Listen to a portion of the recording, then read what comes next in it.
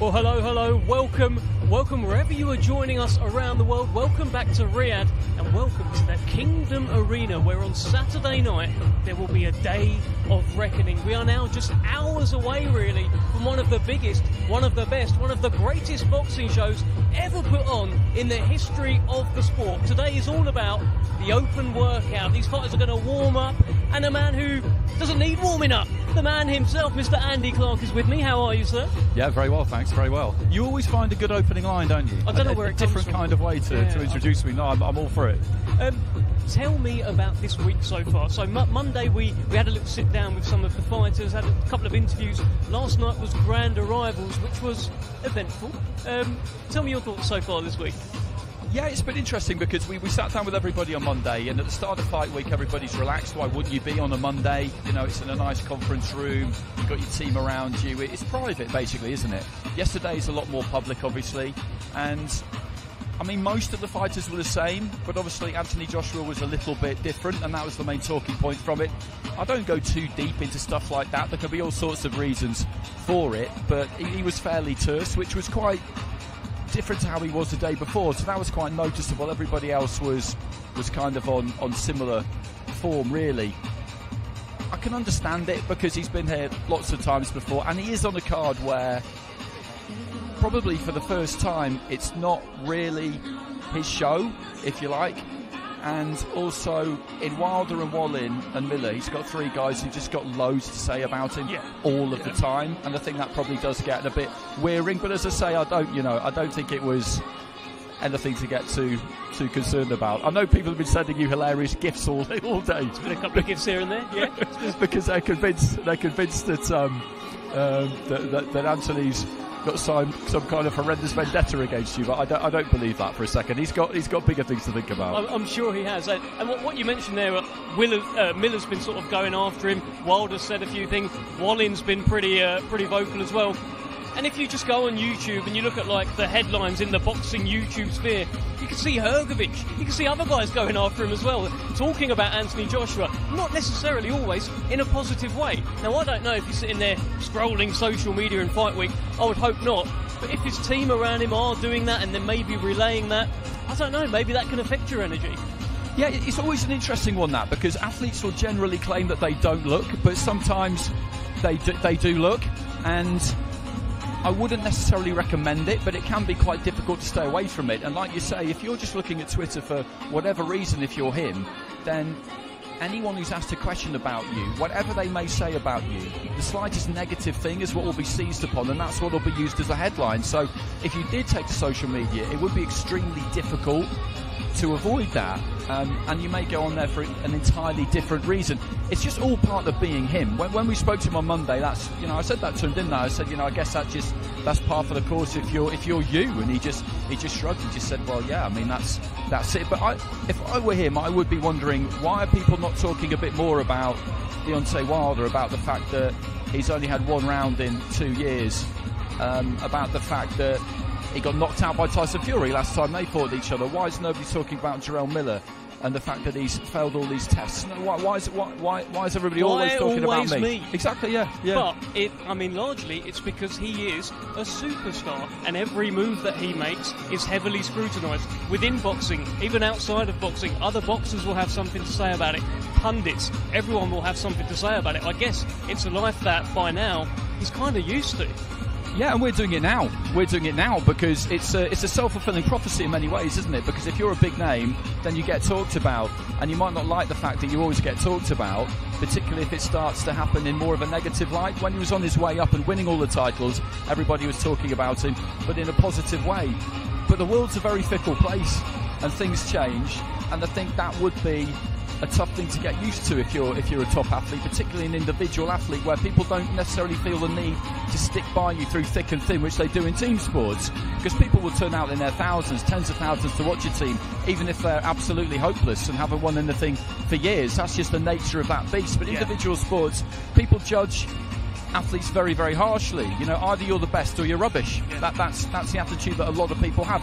You look at some of the criticism that the likes of even Ricky Hatton has had down the years, or Nassim Hamed, people talking about them post-career, trying to pick holes in their resume. It's the world we live in. Yeah. It's what everybody does, and it's easy for us to say that, and that you should be able to kind of shrug that stuff off, but I do think it will be hard, no matter who you are. No, I think in boxing in particular, you're right, and so often we see fighters only start getting their flowers after they've retired. Lennox Lewis, you are closer to this kind of era. My understanding is he never really got all the credit until he retired. Till a few years had passed and people thought, do you know what? He was brilliant. Maybe we're going to see something similar with Anthony Joshua when we reflect on his career. Well, after it's all said and done, two-time, maybe more unified heavyweight champion, put on all these great shows, all these amazing events. Maybe people appreciate him more when he's gone.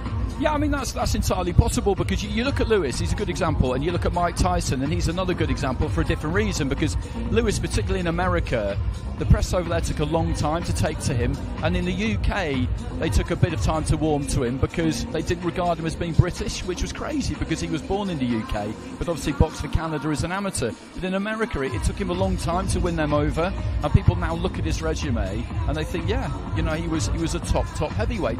And with Tyson, somehow, since he retired, he seems to have got worse in people's eyes, and that's an argument I'll have with anyone all day, every day.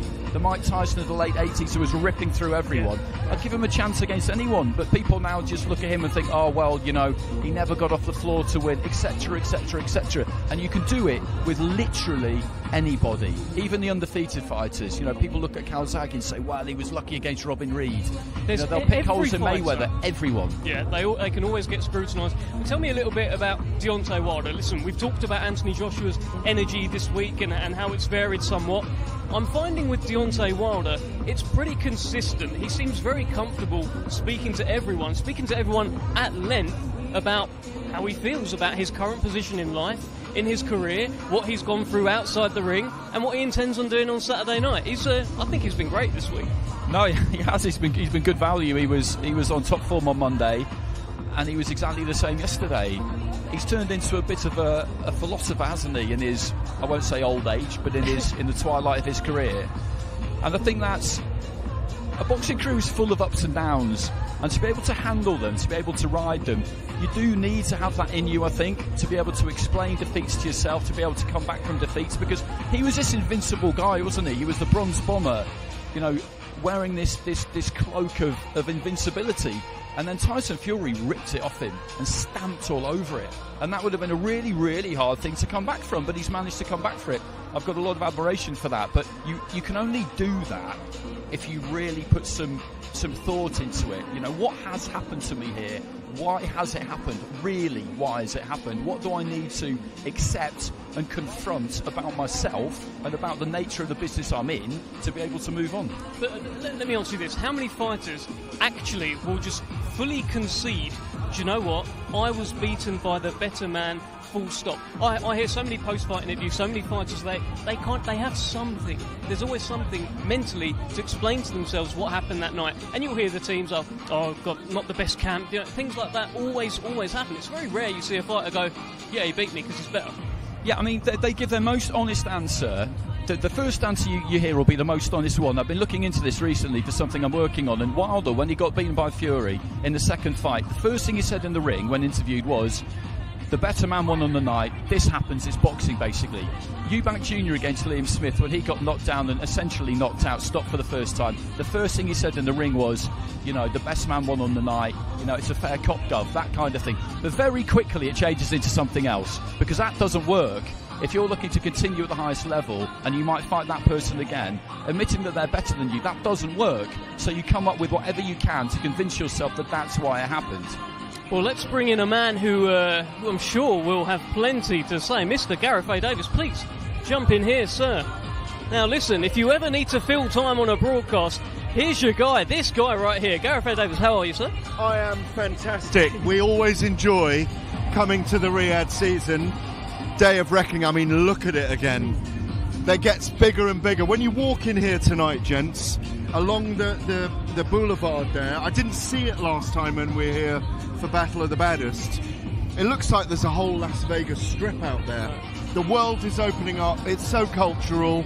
I'm so pleased that Saudi Arabia has adopted boxing as one of the things it believes in, and we are benefiting, notably the fighters, the promoters, but we're benefiting from seeing, I think, over the next couple of years, some of the biggest fights in the world that we've been talking about for a very long time. It feels like, Gareth, they are sprinkling blessings on different weight divisions. The heavyweights are the luckiest right now. They're getting a lot of the love.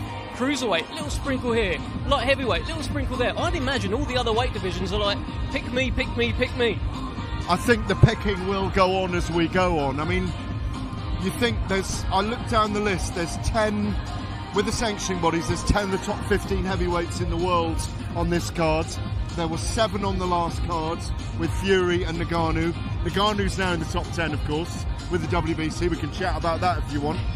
I'd see anyone in the top 10 fighting him, believe it or not. Look, he can give them all trouble. Look, yeah. he's shown that. If you can give the number 1 heavyweight in the world trouble, you can give anyone trouble. Yeah, exactly. I'm not sure he can give them all trouble anymore.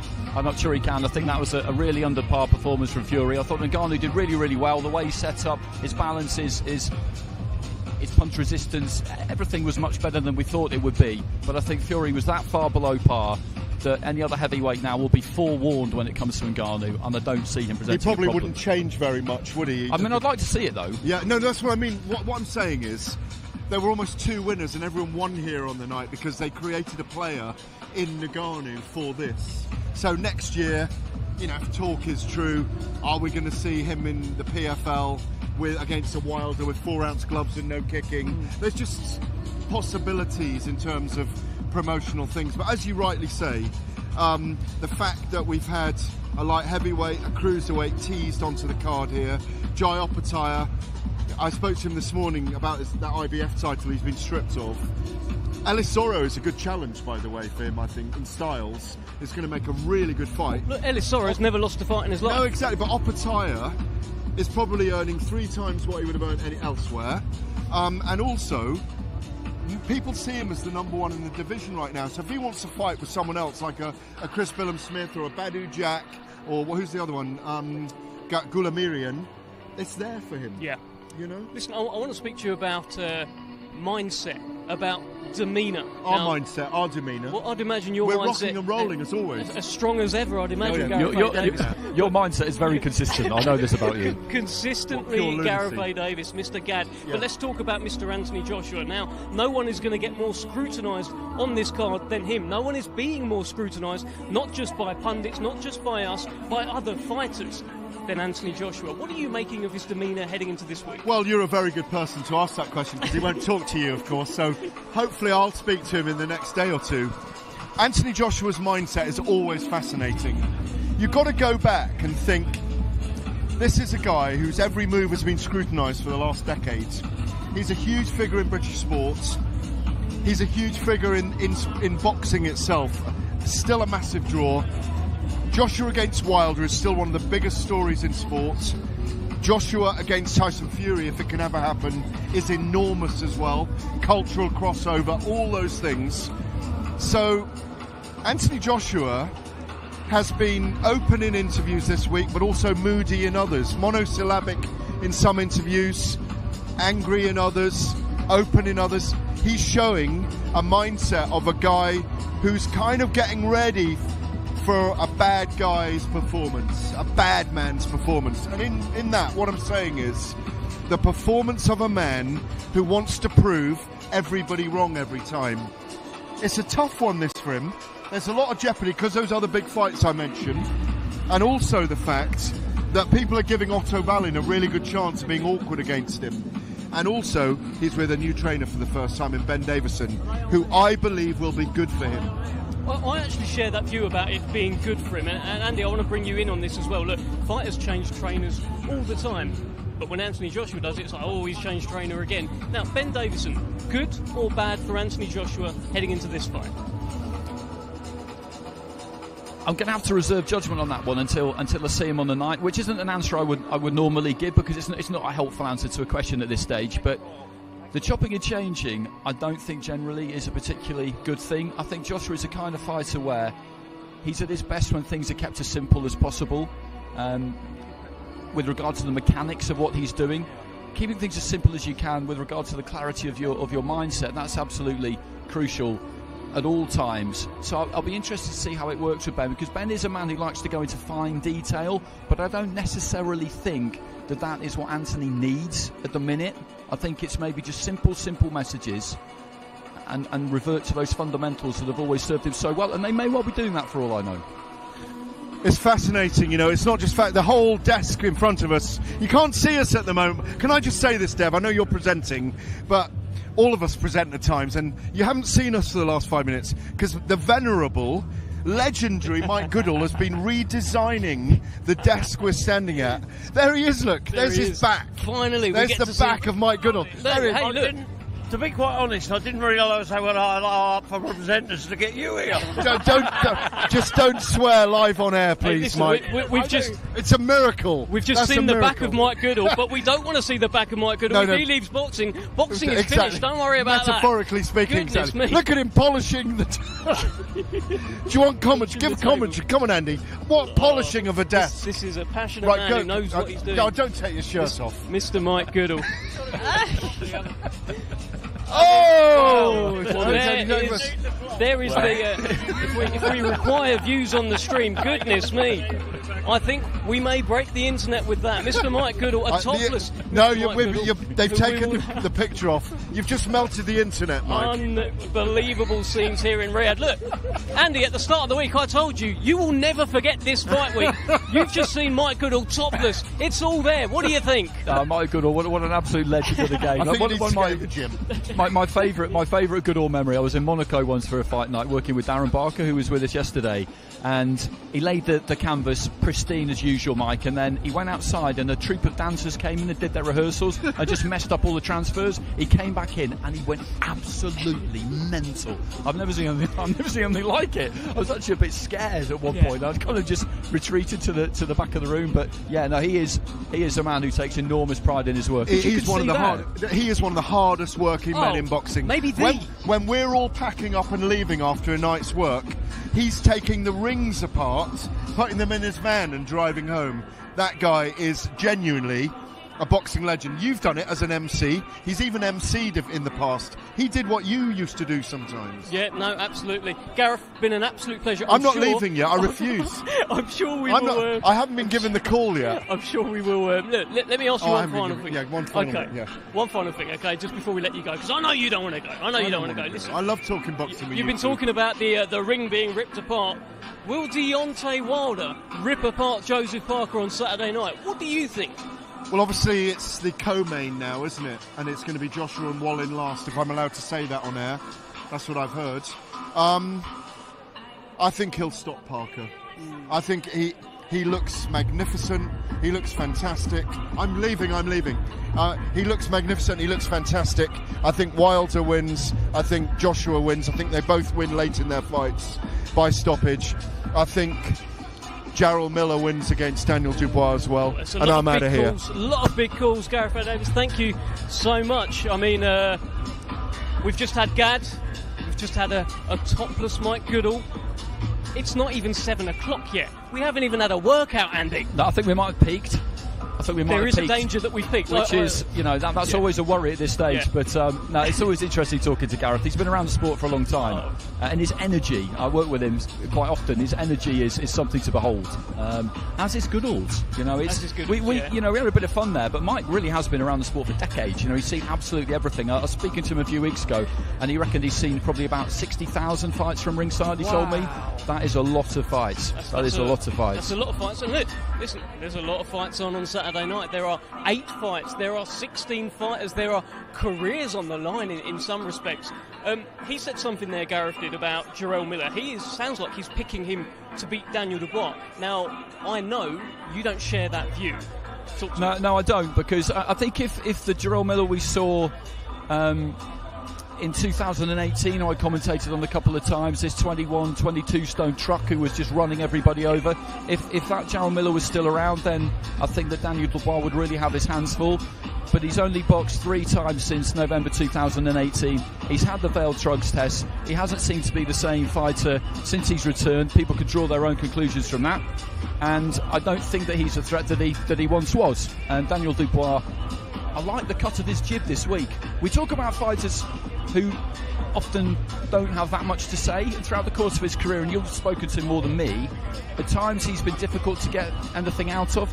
Not really anymore.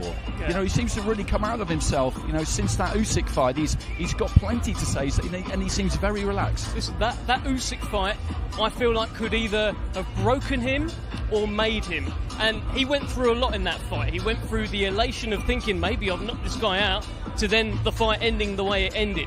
Now, I'm sure he's been reliving that in his head, thinking, if I'd have done this, if I'd have done that. But it feels like it's driven him. He's come here this week, his chest puffed out, his shoulders nice and broad, he's confident in everything he's saying. He hasn't shied away from any kind of verbal conflicts with Jarrell Miller. In fact, I don't know if you saw some of the clips from last night on the red carpet. Miller was calling him ugly, I think, and Daniel Dubois was saying, "What are you saying, boy? What are you saying?" But sort of with a bit of a glint in his eye. Yeah, absolutely. Workouts Taking on someone like Miller in a verbal spar is not the easiest thing in the world, because he will just keep going and going and going and going. And to an extent, you can't win. But let's listen to old TT up in the ring here, introducing our first fighters. Arabia. We would first like to extend a big thank you to His Royal Highness, the Crown Prince Mohammed bin Salman, and His Excellency, Chairman of the General Entertainment Authority, Turkey Al-Sheikh. This great event is being presented by Frank Warren on behalf of Queensberry Promotions for Riyadh Season and National Events Center in association with the General Entertainment Authority, Gold Star Promotions, and Sella. It will be televised live globally on DAZN pay-per-view in the UK and Ireland on TNT Sports Box Office, and in the United States on ESPN Plus pay-per-view. Well, our first fighter to the ring, competing this Saturday in a scheduled 10-round international heavyweight contest. He comes to us from Perth, Western Australia. He brings a professional record consisting of 41 wins, 2 defeats, 2 draws, with 36 of his 41 wins coming by way of knockout. Let's welcome Mark the Viking Deori.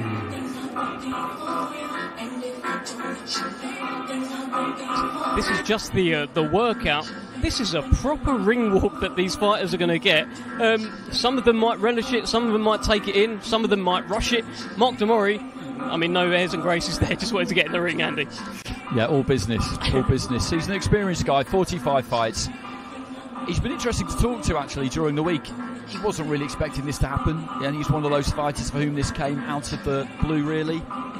He's on a long winning run, though. The last time he lost was against David Haye back in early 2016. I was at that fight, and that was when Haye was making his comeback. He had Deori and then Arnold Jajai, and they were both fights that he won comfortably. So I think that was Haye version 7.0 or something like exactly. that. We didn't get to see too much of him that night. And he's not really boxed any opposition since. He's boxed the same guy 3 times, actually, in Laszlo Toth. So it's been those kinds of fights. But he's still active, he's still going, and we don't expect him to mess around in there on Saturday. Now, that could prove to be an unwise policy if he comes flying at Filip Hergovich, who does look in really, really good shape. Because sometimes when we've seen him in previous fights, I felt there's a little bit of spare on him, or there has been at times that isn't at the minute. We saw him, pose for the photos on Monday. We'll see him in the ring later on. He looks in top nick, so he's got his work cut out to Deori, no question, but he knows that. Yeah, well, look, very simply, Mark Deori is taking on one of the best heavyweights in the world. He's taking on an Olympic bronze medalist as well, a guy who says that he's going to be the future king of the heavyweight division. Filip Hergovich believes that once these guys are gone, once these Wilders, these Joshuas, Fury, Usyk, once they all depart the sport, he's the next one in line, and he is actually the next in line. He's the IBF mandatory challenger. He's in line to face the winner of the undisputed fight, and we are actually going to bring in a man who he knows a good few things about Riyadh. Mr. Joe Gallagher. How are we, sir? Alright, good to see you, Dev. Good to see you. Before we start, Dev. What are we going to go for? Yeah. Hey, mate, you alright? He's killed me. I just hope that was all not on camera, actually. Joe, look, you are Mr. Riyadh now, right? You've got the Joe Gallagher gym used to be up in Bolton, and now it's here in Riyadh. What a time. It's not the Joe Gallagher gym. It's the Mike Tyson Boxing Club gym, and things are going very well. All the fighters that are on the bill this week, most of them have been in it, used it. We've had big boy Baby Miller, he's in again tonight. We've had Opatami in this morning. Joe Parker's been in, so Bivol's been in, so yeah, listen, it's a fantastic facility, and they're still working on it as well. But yeah, it's just great to be over here in Saudi and to be involved and be part, and also to be able to watch a great night of boxing. We all thought Fury and Garner was a big event, but like I say, to put this show, and this show came together very quickly. It isn't that it was something that spent months. All of a sudden, everyone woke up one morning, which it used to be in the old days. That's it, there you go. No one knew, I had any idea who was on it, who was fighting it. But listen, it's done and we're here now, I'm looking forward to it. When you saw the rumours about this card start going out there, start leaking out on social media, did you think it was real? This is a show. Yeah, like Joshua Wilder, obviously you had a bit of inside info. I'm saying a bit of insider, but I'm just saying, when you look at how they operate here, how His Excellency operates here, they'll wake up and want something new, and it's done. And like yesterday, you were over at Boulevard World. Yeah. What a fantastic place. When I went there and I came home telling everyone it's like Universal or Islands of Adventure in America, they're like, no, it's not. But that facility that we were at yesterday, they had that built in 80 days. The gym, it was 20 days. When they want stuff done, it's done. And as you're seeing, the negotiations for this done, rolled out, and here we all are. Still scratching.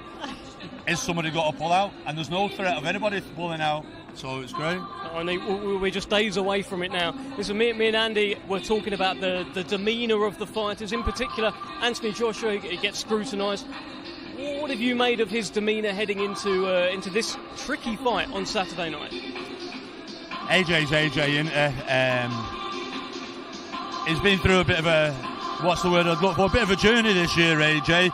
Obviously from the fights, his comeback fight, his change of trainers now with Ben Davidson, then going to living in a cave or a dark room or someplace in the woods, wherever it was, for a few days, then coming out, linking up with Ben Davidson, then being very sociable one day, and then yesterday very... I think that was down to you, Dev, to be honest, mate. I think that's still the hanging. And you're not the only one. Scott Quick said to me, what was AJ scowling at you for? And I went, I didn't know he was scowling at me. And he went, he was looking over because you're talking to Ben like, scowling. I went, well, I don't know what I've done, leave me out of it. But listen, it's a huge pressure fight. I'm sure the talks are done. Wilder and them, they'll be here in March. And they'll most probably fight the winner of Fury and Usyk. So you can't say there is no pressure, because there is pressure. Otto Wallin give a good account of himself with Tyson Fury, and it's like there's pressure on here. It's not a gimme. It's not a gimme. I think AJ will win, but it's still not a gimme. So there is pressure, because if AJ loses, it's hard to say where does he go. It's still a big punch in heavyweight, but there is pressure. And maybe a little bit of the pressure, a little bit in the foyer with Baby Boy Miller, stuff like that is all beginning to ignite him a little bit too early when we're still a few days away from it. Listen, Andy, let's talk about this trainer situation. We were briefly talking about it before. He's in a position, Anthony Joshua, where he's had a few trainers now, and people are talking about that. We were talking about the Ben Davison effect. You're not sure, you're going to reserve judgment as to whether or not it's a good thing. Yeah, I think so, because I think when, changing trainer, it's not like it's not allowed, it happens regularly. Some fighters manage to stick with the same trainer all of their career. Joe, generally speaking, you've worked with your guys for quite a long time. And I know that when somebody new comes, it'll be a trial period, because it's a getting to know you process, and they might want to train with you, but you have to decide whether you want to train them, whether you click, whether you're on the same page, and whether you build up that immediate trust that you need. There's a lot that goes into it. No, Ben Davidson spoke to Ben last night, and the one thing even Eddie Hearn used to say to me, he says, AJ, he'll be at home, he'll be watching, and he'll see Canelo on the pads of Eddie and Olsen, and he goes, I want to do that. So he'll go off and go and do that. Then he'll most probably see some Floyd Mayweather stuff like that. But he's such a disciplined, dedicated trainer by all accounts. And Ben was saying to me, he's had to sort of like taper him down and go, no, enough's enough. If you've got to let me coach you, let me coach you. So it'll be interesting to see now how this works out on Saturday night. There'll be scrutiny both under AJ and also under Ben Davison. But I usually think sometimes the first fight, because everything's new and everyone's listening to everyone, you usually get the best performances out of the trainers on the first one, because he's doing as he's told and they're not really settled there, trying to abide by their ways. So you usually get a good performance out of him. But AJ now, huge fight with Otto Wallin, and we'll see what happens. The fight with Wilder is literally made. Let's not make no bones about it. Both guys come through and that fight happens, so we'll see what happens. But like I said to you last time out, AJ, until he caught up with him, and let's have it right, the kid just ran out of gas and was a sitting duck, and AJ just couldn't load. Wallin turns up fit. Will AJ be able to get him like as quick as he did last time out? I think he will, but we'll see anyway. It's interesting. It absolutely is. I mean, what do you make of Parker against Wilder? Because whenever Wilder boxes anybody, apart from Fury, I guess, everybody's talking about, you know, can the opponent survive the right hand? But Joseph Parker's not looking to just survive in there. He's looking to knock Deontay Wilder out himself. With 16 wins, 13 of his 16 listen, Joe Parker, he did very well last time out. He boxed really well, got a knockout win, got a bit of confidence back in with him. Obviously, he went the distance with Jack Massey. I think it was 2 fights before that. He's on a good run of form, and he is coming into it with good confidence and with a knockout win.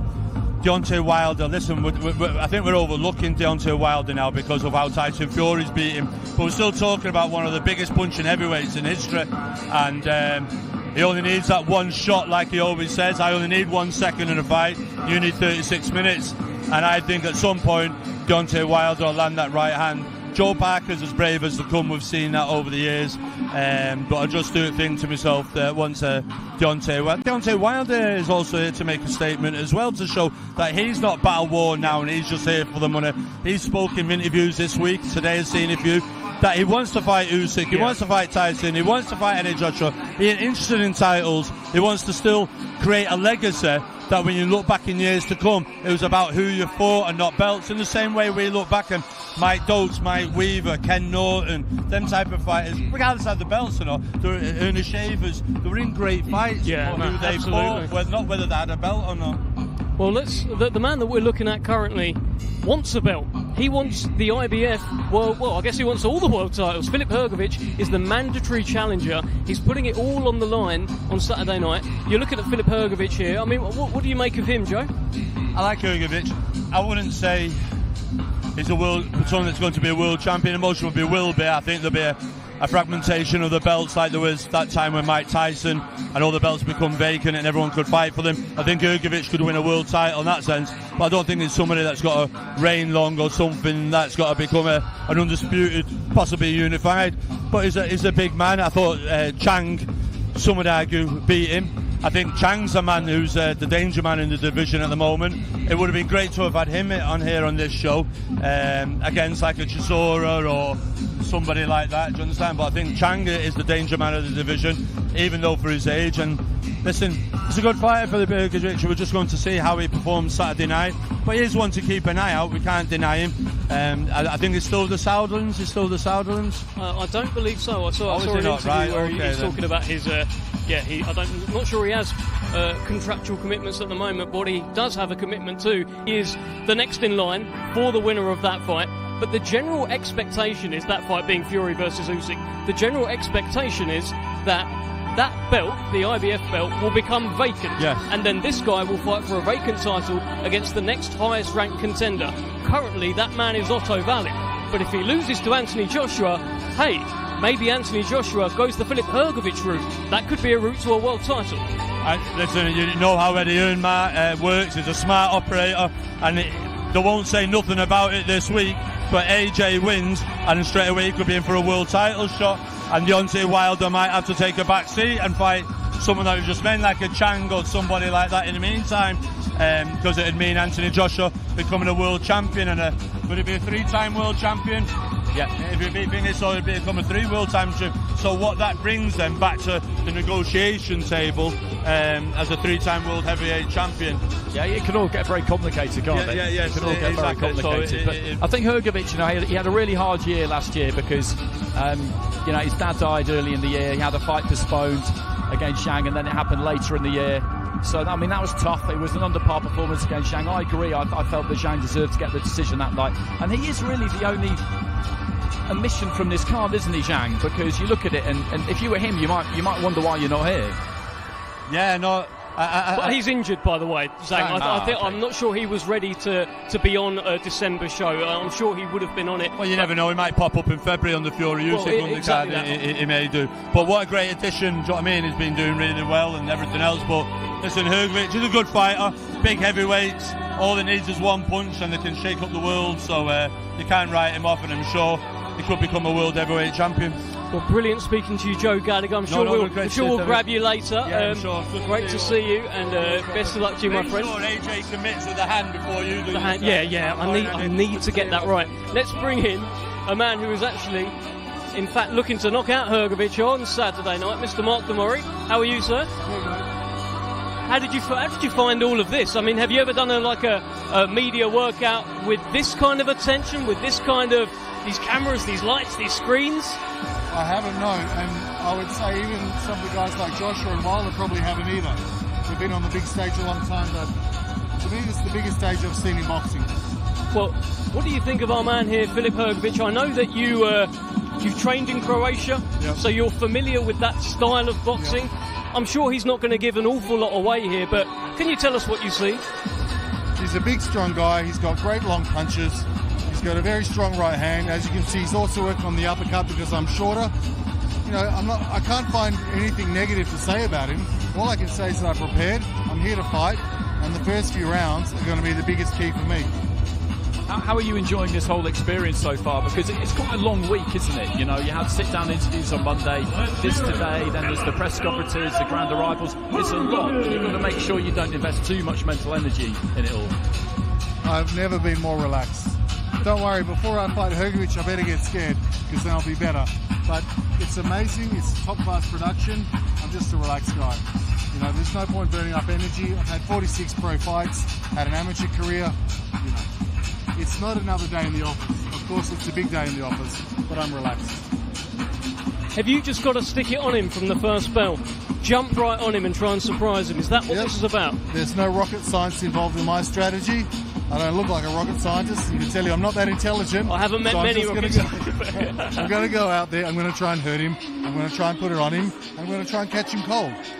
And this is life-changing. If you do that, if you're able to actually carry out what you've just explained there to me, catching him cold, surprising him, beating him, hey, you could be fighting for a world title very soon. Well, my life does not really change that much, other than I'd probably get another big fight with a lot of money. I have money, my life's good, it's just something I love to do. I don't want to, sound like I'm not excited. It's just, you know, he's going for the world title. If I knock him out, there's no world title for me. There's a rematch with him. So, yeah, it's all on Saturday night. You've been around this business a long time, haven't you? You know how it works. You're a realist. Yeah, I'm honest. And when you're honest about yourself, I think you improve, because you know where your weaknesses are, what you're capable of. I'm not going to delude myself I can out-jab the guy over 10 rounds. That would be stupid, you know what I mean? I know who I am. My whole life I've been a power guy. Football, swimming, soccer, rugby, whatever I did, it was about power. It's not going to change now. I've been watching my Mark Demori show reels on YouTube. I've got a bit of power, haven't you, Mark? Where does it come from? Where does this Viking power come from? Genetics. They gave me a shot put at school. I broke the record. So genetics. Now, I'm never going to be the tall guy. I'm never going to be the guy with the stamina to run a marathon. But in those first few rounds, I'm very, very dangerous. Very dangerous man. I'll tell you, they gave me the shot put at school. I couldn't pick that thing up. So you are a man. That's why you're using the brain. Trying to sometimes. Tell me just a little bit while we've got you here, because I do think you're a great talker, by the way. Yep. I think you can give us your little bit of insight into, say, Anthony Joshua and Deontay Wilder both come through, and that fight happens. Who would you go with?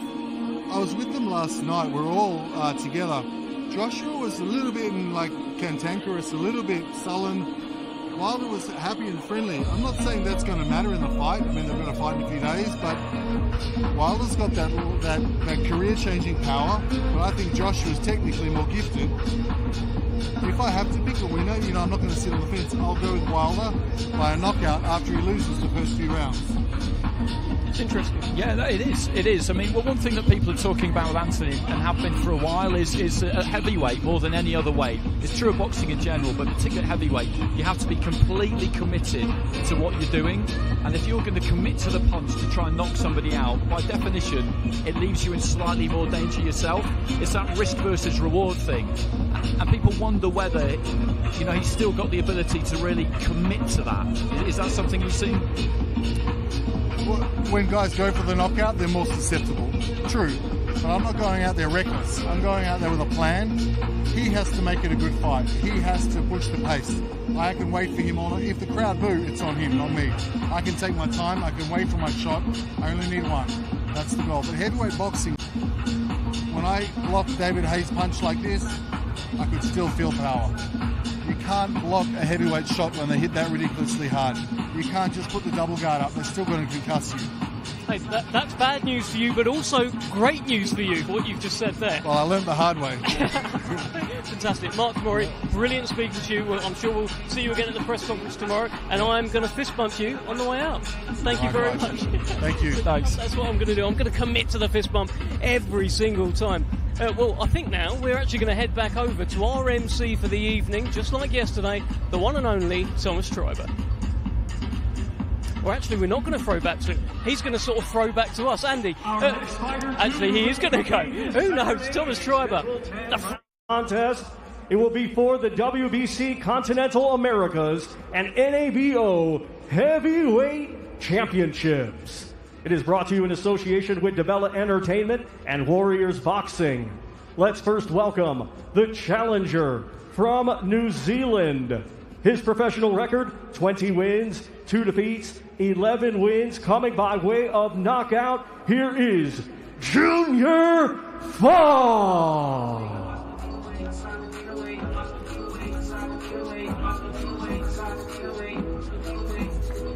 I was loving it, and here's another man who is loving it, Mr.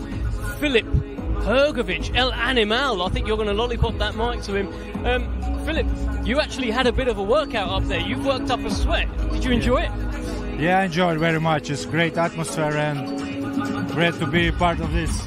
You're no stranger to Saudi Arabia. I believe this is fight number 3 for you here in the kingdom. This is becoming your second home. Yeah, it's third time I'm fighting here. Every time I feel great here. People are very kind. Everything is perfect, and I looking forward to fight here more in the future. Just looking at you up in the ring there, you even showed us a few dance moves. I mean, are you really looking to put on a show on Saturday? It's not just about winning on Saturday, it's about winning and looking as good as you can. Yeah, of course. I want to put good performance, but first I need to be careful, and I hope so it will be time for dancing. His plan, I mean, he's told us, I don't think he's made any secret that he plans on jumping on you as quickly as possible and trying to knock you out. Do you think that's what he's going to do, or is he, I don't know, is he playing around? What do you think? I think maybe he'll try to do, but when he feel my power, maybe he gonna switch his mind, and that's the key point. So one thing I've been keen to ask you this week is that I watched you a lot in the amateurs, and the 3 best super heavyweights when you were an amateur were you, Tony Yoka, and Joe Joyce, I would say. In terms of being a professional, Yoka's now lost 3 in a row, Joyce has lost a couple of fights in a row, you're still undefeated. I mean, did you always feel like you would get to the top before them? Yeah, I think my fight against Tony Yoka in semi-final on Olympics was kind of a robbery, and I think I deserved that at least finals. But yeah, I stay undefeated. I'm here waiting for my title shot, and they just disappeared, and I think it's because of the hard work I put in, and because I had a lot of struggles in my amateur career, in my professional career, and I endure everything, and that's why God gave me, gift, like a gift, and I'm in a good place now. And every time when you work hard and when you endure the struggles, it pays off. You know, God never forgot anyone, and I'm in a great place now in my career. It feels like, Philip, the best nights are still to come, are very much ahead, and they may all just happen here. The best nights are ahead for Filip Hergovich. Yeah, the best ahead, of course.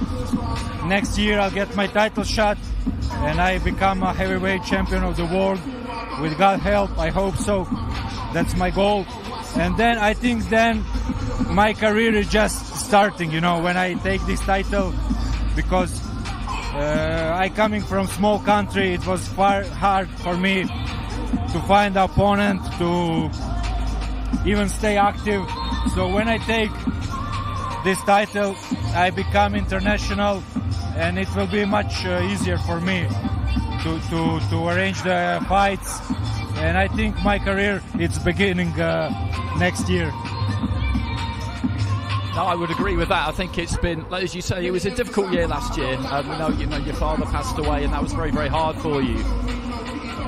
But these kinds of things, there's a saying, isn't there? You know, what doesn't break you makes you stronger. It was that kind of situation for you, I think. That's 100%. That's true. And like I said, not only last year, I had a lot of struggles in my life, in my career. I think my path was much harder than for a lot of these top guys, especially ones who are coming from big boxing countries like Great Britain and United States, and you know. But I endure everything, and I think, you know, now, like I said, it's I got a gift to be in this great position, and I have a chance next year to become world champion. Let me ask you this, Philip. That fight with Zhilei Zhang, I mean, the win for you, it's aged well, it looks very good now. But there were moments in that fight where you looked disinterested. You looked like you didn't want to be there. That's the sort of thing that people were saying. Is that correct? What can you tell us about what was going on in your head in that fight?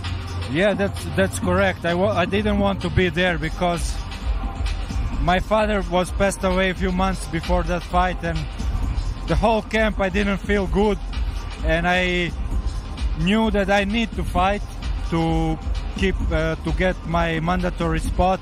But I really didn't have any desire for training, and mentally I was not good at that fight, you know.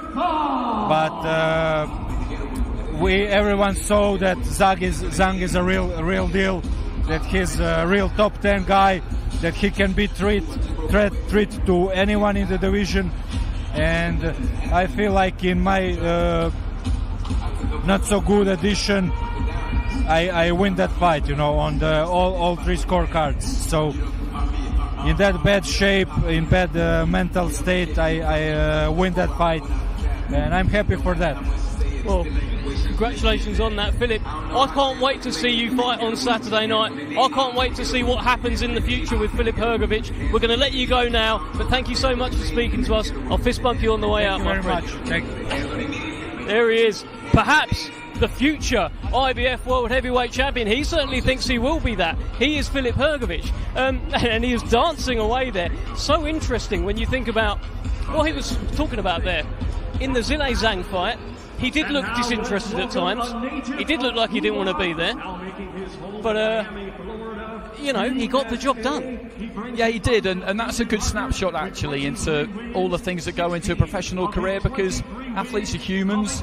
Things go on outside of the ring that can have a massive impact on them. You think anybody who's lost anybody knows the impact it can have on you, and if you went to your day job, your place of work, and you said to your boss that things weren't great at home behind the scenes for whatever reason, that they would understand, that they would maybe give you some time off. But in boxing, a date gets set, and that fight had already been put back once, and it's on a massive card, and you kind of have to take it. You don't really have the option to postpone it again, because that opportunity might not to fight on the card like that might not come again. So it's a hard business like that, as we just watched Frank Sanchez take to the ring, who I don't think is going to do too much by the look of him. Just have a little canter around the ring, maybe a touch of shadow boxing. You can never quite tell how much fighters will do. Hergovich worked up a sweat, others will just get in there maybe and do a little bit of a skip. But yeah, it was enjoyable to hear that from Philip. Really interesting, because it was tough. It was obviously really tough, and I remember watching that fight. I was ringside for it. And he was hanging in there. He was really hanging in there. He looked like he was almost gone at one point. But he got knocked down in the fight. We hadn't seen that before. He toughed it out, and he got to the end, and he got it on the cards. Whatever anybody thinks about it, it was close. And he kept his pole position.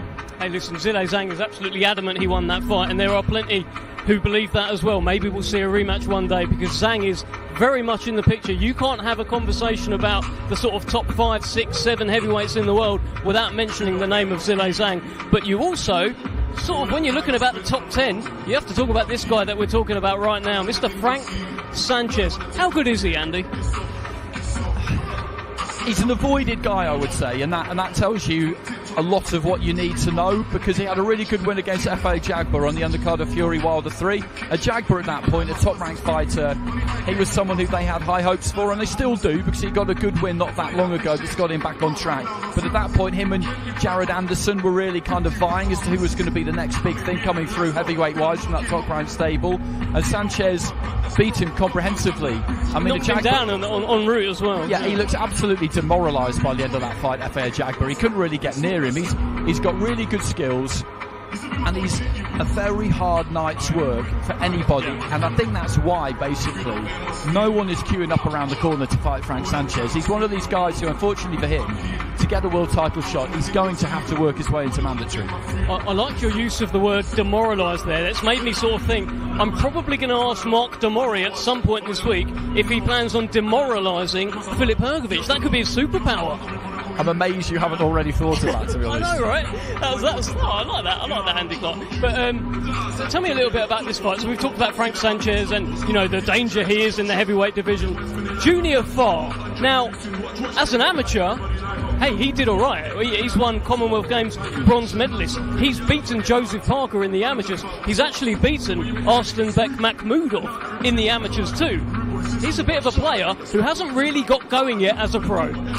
Not really. He gave Joseph Parker a really good fight about 18 months or maybe more, maybe longer ago than that now, when New Zealand was kind of opening up post-COVID, and that was a massive fight in New Zealand.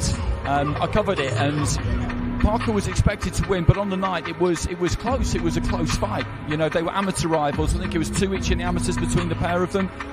And he gave it a really good crack that night, and that was the kind of performance he needed to build on. He then took a fight against Lucas Brown next up, and he should have won. It's a fight that on paper he should have won. No disrespect to Lucas, but he should have won that fight. That was the plan. There's often a plan, isn't there, when you go into fights when a match is made, and the plan was that Junior Farr would win that fight, and he didn't. Yeah. And that was a major setback. Yeah. He's had one fight since, and he's got the win. But again, a bit like Mark Deori, getting the call for this card probably would have come as a bit of a surprise to Junior Farr. But hey, he's here now, and he won't be in any way fearful about taking on Sanchez. Yeah, well, listen, best laid plans in the heavyweight division can very soon unravel, and it feels like a lot of this card on Saturday night, especially the co-main events, is about best laid plans. People are talking about it being a semi-final, but that just to go back to that moment of Lucas Brown knocking out Junior Farr, a real shocking moment, but proof once again that in the heavyweight division, when you're a big lump and you can punch a little bit, anyone can go.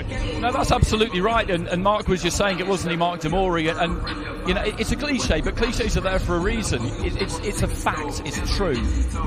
Anyone who gets hit with one they don't see or they're not braced for, you're going to get knocked out more than likely. And if that happens, it happens. It happened at exactly the wrong time for Junior Farr. It's not like there's ever a particularly good time for it, but that was particularly the wrong time for it in the context of his career. But they're all mindful of that. They all know that. They all have that kind of, I was going to say, morbid acceptance. It's not morbid, because that's just how things are. It can happen, and when it does, you need to find a way to get around it, and Junior Farr hopefully has done that.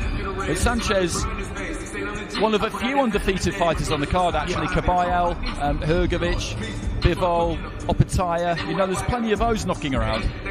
I wonder how much confidence Frank Sanchez took from that win over Efe Ajagba, because we talk about how anyone can go. Efe Ajagba, heading into that fight, had knocked out 14 of 15. He was looking at like a real player in the heavyweight division. Frank Sanchez went in there and essentially nullified him. That was his breakout win, and now he needs that was tail end of 2021, I believe. He needs to do it again. He needs to do something again. A win over Junior Farr, that gets a bit of momentum going, but I think we need to see him in with someone who people think's going to beat him.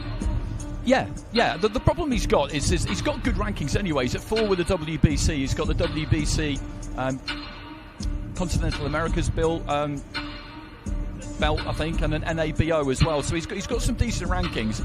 If you're above him, as I said before, you're not really going to want to fight him, because he's a who needs him kind of a guy. High risk, low reward, and hence why I feel like he's probably going to have to work his way up into mandatory. But getting on this card is a massive plus, because it's not quite as simple as a winner stays on here. But if you win here, they will bring you back. I'm absolutely sure of that. And they only want big fights. And you look down at this card, and okay, some of these fights have got some big names in, but they're not massive fights in that he is expected to beat Junior Farr. I'm sure Junior Farr's aware of that.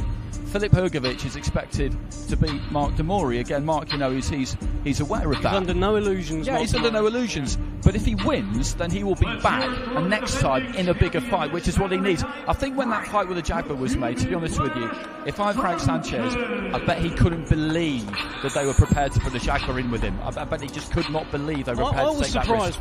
Sometimes fights get announced and you think, really? And why have you done that? Yeah. 100%. And look, you see it so often with these Cuban fighters who are good amateurs who come over to America, or they go somewhere there and they can't speak the language, they're not particularly marketable, and they're very good, they're very hard to beat. Luis Ortiz had the problem for a little while where no one was beating him, but here is a man who is looking to beat a sensational Cuban amateur, Mr. Junior Farr. How are you? I'm very good, thank you. You look like you enjoyed it, this workout. You had a nice little move around as well. You love it, don't you? Hell yeah, man. It's been a while since I fought, man. It's felt like forever that I've been on a card like this. I don't think I've ever been on a card like this. I don't think anyone's been on a card like this. But the occasion is so massive, and I just like to be under the lights again, bro. What did you make of Frank Sanchez? Did you have a look at his workout there? Yeah. I think he's just done I think he's taken the same approach that I have, and just gone in there, mess around, have some fun, take some poses for the camera, and then just kind of save everything for the night, because I didn't see him do anything too technical there. No, I mean, he just had a great drip on. He had he had the cap, he had the shirt, he had the shorts. I mean, he looks great up there. Yeah, for sure, yeah. Speaking to Mark Deory earlier on, and the two of you are kind of not quite in the same boat exactly, but you've got a similar demeanour to you. You're both nice and relaxed. You know that the pressure to an extent is off you, and you're enjoying the week, but you'll click into fight mood when you need to. Yeah, I mean, there was kind of zero pressure on us. We are old enough to realise that you can't put too much pressure on yourself, even though I do on the night, and I definitely will on the night. But I save that for the night. Right now, it's just all about reserving your energy, your temperament, and then just basically enjoy the ride while it lasts. Yeah. As an amateur, you did pretty well. I was looking earlier. I was looking at some of the names that you beat. Obviously it's quite well documented. You beat Joe Parker a couple of times. You went on to have that rematch in the pros. I wasn't aware until I looked. You've beaten Arslan Beck Mmu, the absolute monster in the amateurs. What are your memories of that fight? Yeah, that was quite funny. It was quite funny you say that, because he came out to me last night and he gave me a big hug, because that fight was maybe 10 years ago now. I basically approached it the same way that I would approach it now. He's just a big hitter, so you have to move and you have to turn him, and you can't let him sit his feet. But in terms of that, man, it was just cool to see him. It's cool to see him have the success that he has, and in the future we could face again, man. That is something that I would hopefully welcome in the future. Yeah, I mean, there's a decent possibility of that, because we were just saying that with the system here as it is, with the cards they're putting on, it is kind of winner stays on, I think. If you win your fight, then you will be rewarded with another opportunity, and you win your fight, he wins his fight, then why not? Yeah, for sure, and I'm pretty aware that basically all the fighters here are very aware of that. I'm very aware that, like, if you win, you basically go on to the next massive event that they will hold. So, like, this is just like kind of like sink or swim type of thing, So, yeah. You've been in camp, not for the first time, you've been in camp with Deontay Wilder. Now, I'd imagine you've been sparring him as well. That's kind of the reason, right? Does he hit as hard in sparring? What's that like? How do you spar that guy? I don't need to try and take a hit from him to know that he hits hard. So basically, when it comes to sparring Deontay Wilder, he brings out the best in you because you're forced to bring your best, because he hits that hard. Massive right, massive left as well. So, like, sparring him is actually very, very, very good for this fight, because the guy that I'm taking, even though that he's not a big puncher himself, he forces you to stay sharp, and that's exactly what Deontay is forcing me to basically perform as while we're sparring. And basically on the night, that is what I'm hoping to be, sharp. Well, look, he's taking on Joe Parker, a man you know very well, a man who you've beaten and you've lost to as well. Are you on good terms with Joe Parker? Are you pals? I can't remember seeing any animosity in the build-up to your fight with him. Yeah, man. Me and Joe have known each other for years. We don't live too far from each other as well. We're all from the same town kind of thing, Southside Auckland. So me and him, we just kind of know each other, very, very friendly towards each other as well. And for their fight coming up, I wish them both the best. I know it's going to be a banger. I know it's going to be a good fight while it lasts. He seems very confident, Joe. He's got this kind of quiet confidence about him, both him and Andy Lee. We know Andy well, and Andy's got this amazing way of kind of looking at you like he knows something you don't. Do you know what I mean? He's one of those fellas. But the two of them, they do seem very confident. Yeah, Chucks, man. I think that's good, and that's just, if that brings out the best in him, then we're basically in for a treat Saturday night. I've heard actually Andy Lee talk about that fight potentially being a shootout between Joe Parker and Deontay Wilder. Now, I'm not sure anyone should really get into a shootout with Deontay Wilder, but hey, Andy Lee knows more than me. What do you think? Do you think it'll be a shootout kind of fight? It's very risky. It's very risky because Deontay hits that hard, and getting hit by him can be unforgiving. So I would definitely say, tread with caution. But if you believe that that's how you win, then basically, pedal to the floor, and you have to swing, and you have to believe. Fantastic. All the best. Well, look, Junior, it's been fantastic speaking to you. We'll see you again tomorrow at the press conference, where you will come face to face with Frank Sanchez. By the way, have you had any face-off with him yet? He wasn't there the first launch press. Not really. We kind of passed each other in the gym one time. Give him a little one of them, little something. No, all good. All good. Yeah. Okay, that's fine. We'll see you tomorrow, my friend. Thank you so much, Mr. Junior Farr. As we are looking at Ajit Cabal on the screen here. Junior Farr's got a big task for him, or Ajit Cabal certainly does, because he is taking on this monster who is currently on your screen, the man they call Arslan Beck Mmu. He's just got that swagger about him, Andy. He has. He's a big man, and he walks tall and strong like a big man. He's surprisingly softly spoken. I think Darren was a little bit surprised, Darren Barker, yesterday when Arslan Beck came over to chat to us. But, when you look like that, you don't really need to mark out your territory, do you, to be honest? Absolutely it's pretty clear where the boundaries are. But I'm really fascinated to see how he progresses, because he's undefeated. He's another fighter on the card with an undefeated record. He's got that win against Carlos Takam. That would be his best win so far. Co-promoted by Top Rank now. Got a win against an undefeated fighter on his first fight with them. And then we saw him back at the end of October. He's got really good fundamentals.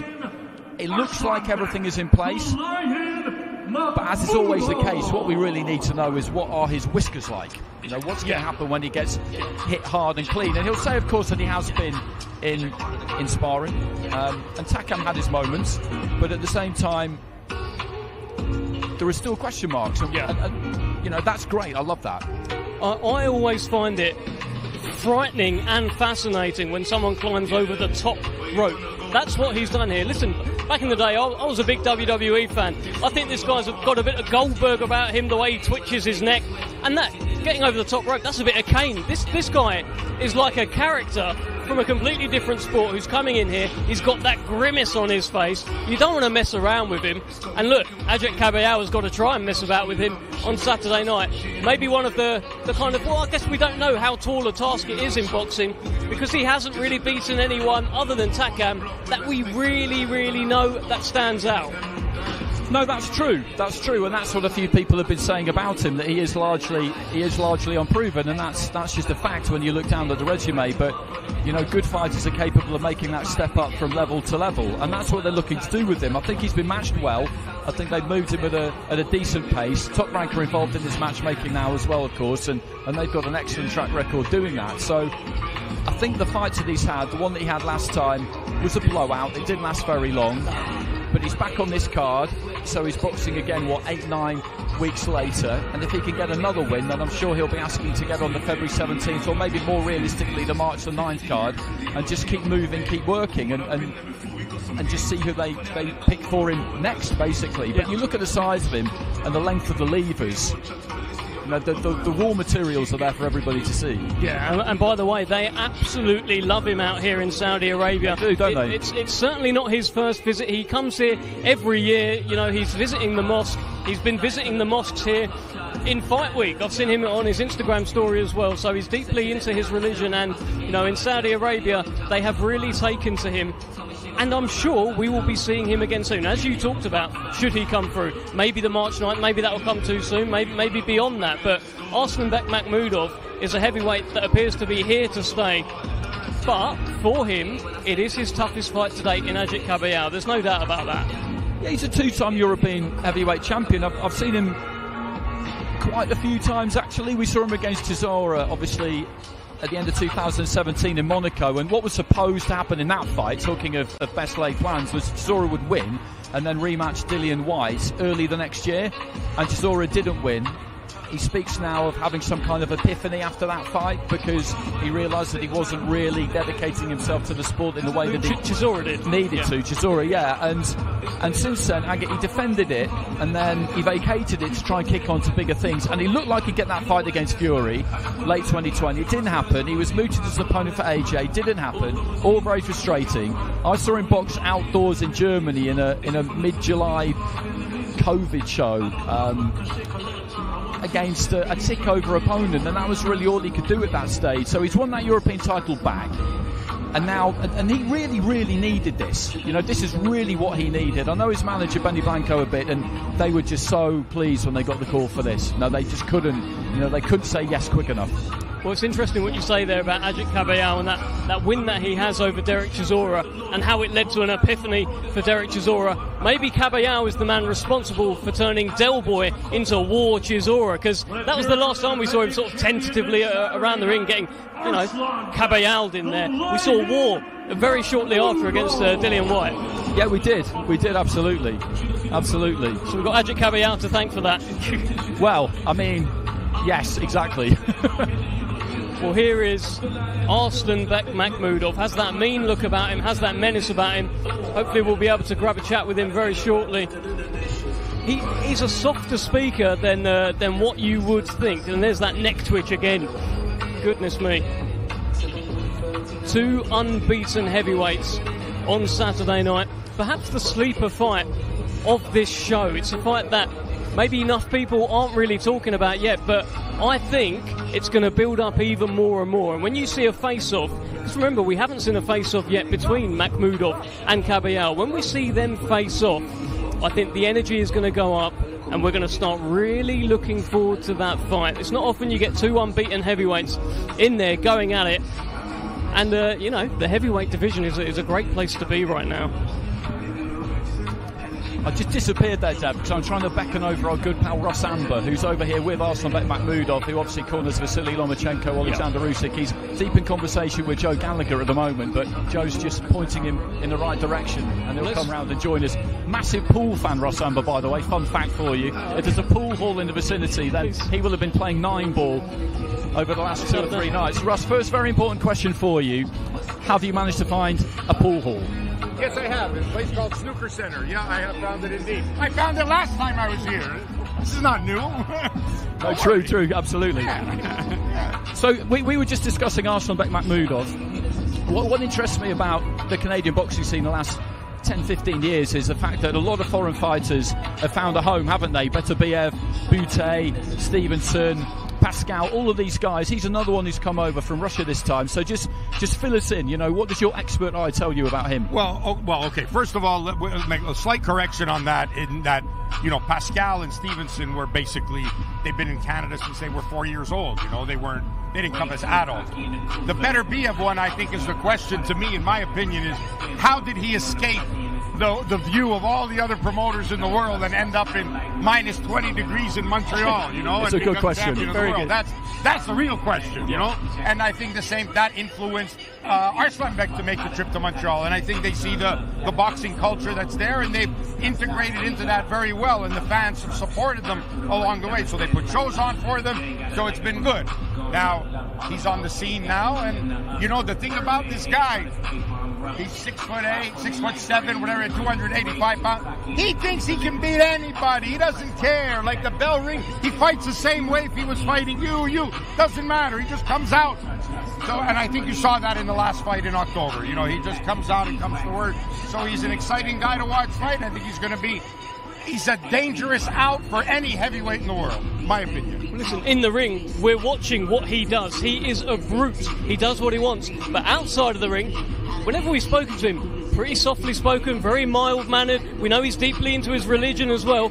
Hey, he's a nice guy, but a nasty guy in there. Well, I think you could say the same thing, and you'd be witness to this. You could say the same thing about Beterbiev. Absolutely. Right? Same type of character, like joking around outside the ring, very calm and everything, and, very happy-go-lucky. And then when it comes time to get in the ring, they conduct their business like professionals.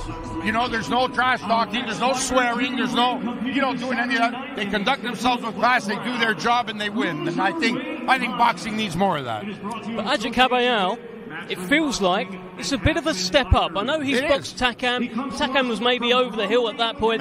Cabal, he's ready to go. He's unbeaten. What do you think? Yeah. It's either way, it's going to be a good fight. I mean, Cabal, he's not just going to lay down in front of Cabal. It's going to be a tough win for him to get that, So Cabal's going to have to work for that. It's not going to be easy because he doesn't believe he can lose. So that's good. That's a good thing. So we're going to see you back here in Saudi Arabia for February the 17th. Tyson Fury against Alexander Usyk. As you give me a little twitch of the eyebrows, Ellis Zoro just joins us, making his way into the ring. He's challenging Jai Opetaia in the cruiserweight division.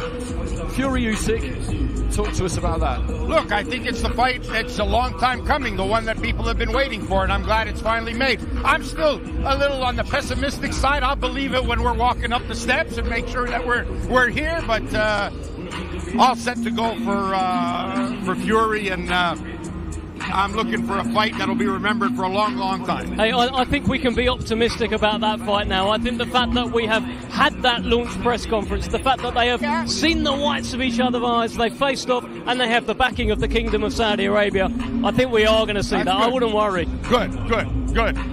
So what were you thinking when you were watching Fury against Ngannou? Because Alexander was ringside and he was quite close to me, and the look on his face, he just could not believe what was unfolding. To be honest with you, I felt that it was a typical Tyson Fury shark.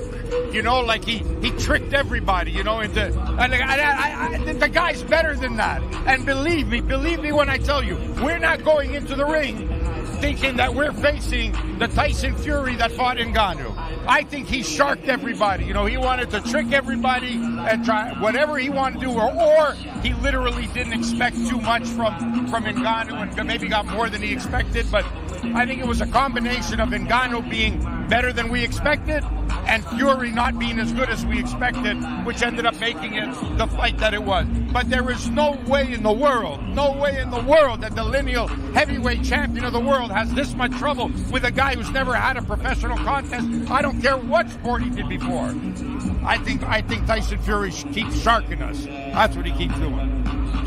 So talk to us about the two fights at the top of this, Phil, because you've been in the opposite corner to Anthony Joshua with Alexander for those two fights, for those 24 rounds. Yeah. What have you made of Joshua's kind of rehabilitation since then, and how much of a threat do you think Otto Valin is? To be honest, listen, I think second question first. Then I think Otto Wallin is a threat. I think he's a legitimate fighter, and I think the one person who can attest to that is Tyson Fury. You know, and I think it's fair to say he's given him one of his toughest fights. He gave him a scare, for sure. No doubt about it, okay?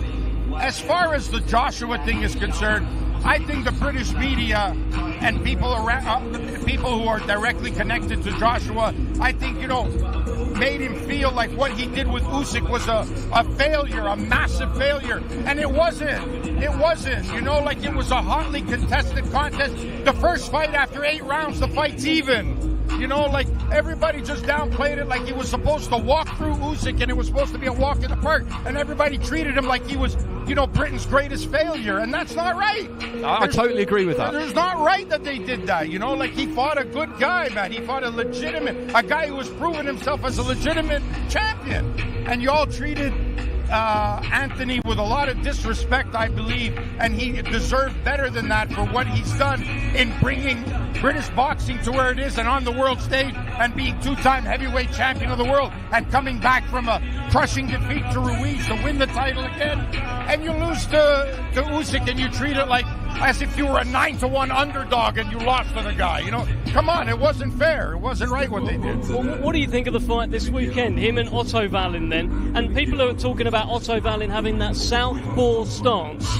Do you give Otto Valin a chance? How are you seeing this? Just repeat the part you said. Is it giving Otto Valin what? Is Otto Valin? Are you giving him much of a chance? People are talking about his southpaw stance. How Anthony Joshua has had trouble. Yeah, I mean, he's a legitimate guy. And again, this should be a tip of the hat to Joshua for taking on somebody like Otto Wallin, because as one of the faces of boxing, he can pretty much command and fight whoever he wants to fight, because he's somewhat the cash cow still in the heavyweight division. And to fight Otto Wallin to bring it back after the loss. Okay, he had the fight in between, but really coming off a legitimate opponent after Usyk is a good step for him, and then agreeing, apparently, I don't know if it's right, to fight Wilder. Should Wilder beat Parker?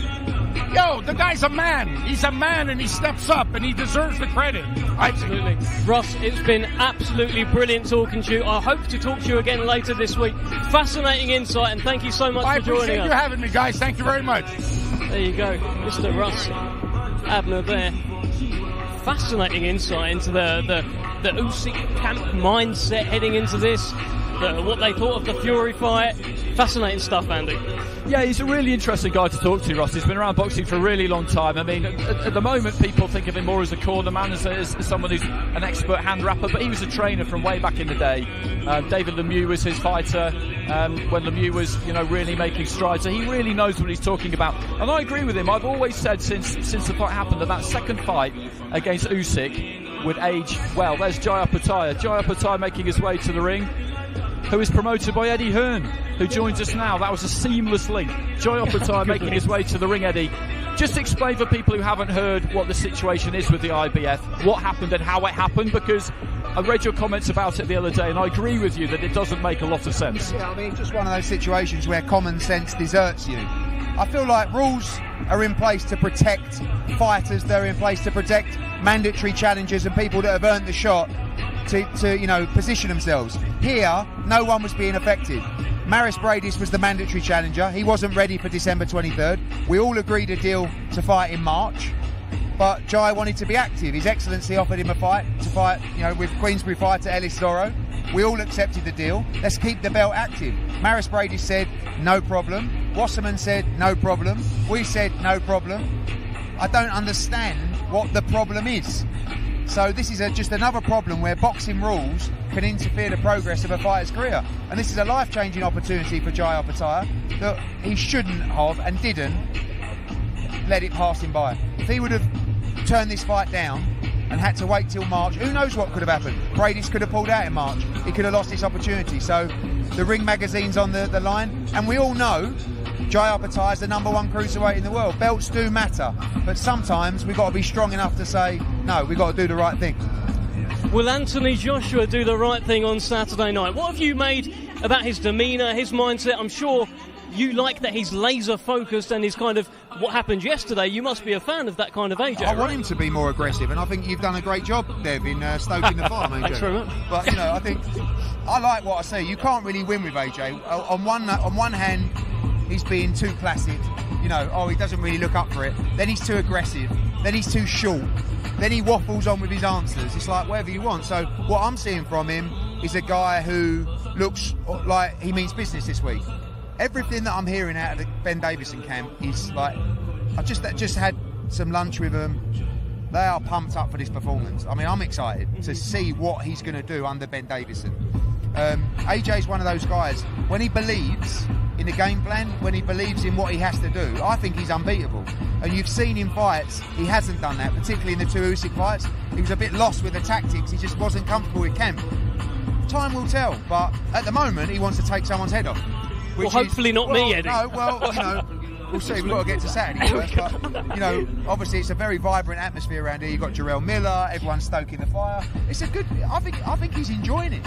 Listen, one final one before we let you go. Your perfect plan, is it knock out Otto Valin and then knock out Deontay Wilder? Is that what you guys want to do? We've wanted that for a long time. You know, there's always been a narrative that AJ doesn't want the Wilder fight. We don't want the Wilder fight. You know, the job for every promoter is to put on the biggest fights in the world. I think Joshua Wilder is the biggest, if not right up there with Fury against Usyk. The only thing that matters is Saturday night. We get through, I believe you'll see the Wilder fight next, and that's a thriller. But listen, Parker's not out the running. Wallin's not out the running. You got your boy against Jarrell Miller. I love that fight. This is an unbelievable night of boxing.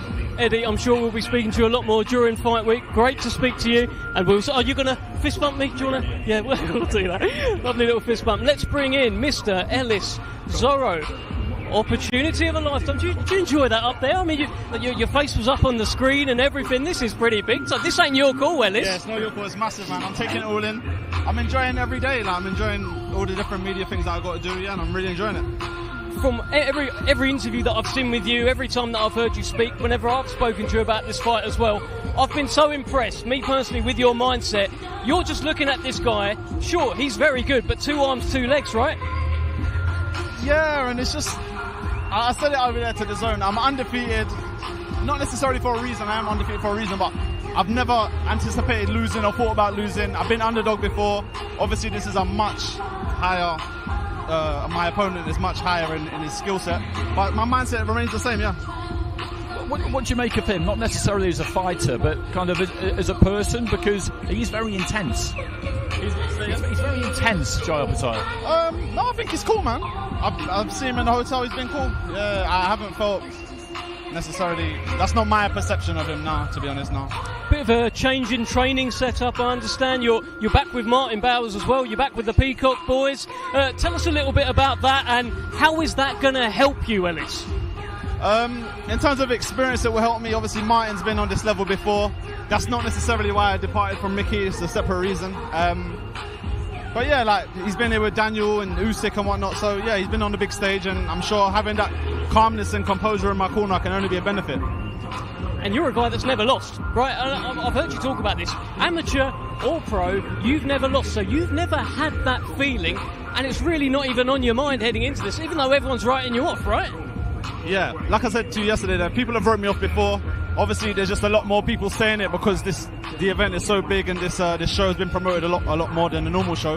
But yeah, man, I come to win, and that's it. That's all. Like I said, I come to win. Well, boxing history is littered with upsets, isn't it? You'd think that people would learn. You know, writing somebody off is a very, very dangerous thing to do. In terms of your preparation, I mean, do you try and treat it like any other fight, or is this different because of the stage? I said this before, like with some of my other fights, like the Boxer, there was a part of me where I always thought I was going to win. Hosea, I'd seen him lose before against Dan Aziz. I kind of knew the blueprint. Dick Spellman, again, another tough opponent, but I felt I had the better of him. With Obataya, it's like, there's no blueprint on how to beat him. He's looked very, very good in his recent fights. So I think it gives me that extra bit of I got that extra bit of respect for my opponent.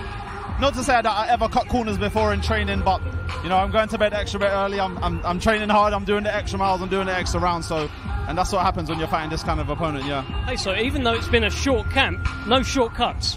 No shortcuts. This camp's just been about, obviously he's a southpaw, so getting in southpaw sparring and preparing to fight a left-handed fighter. Yeah.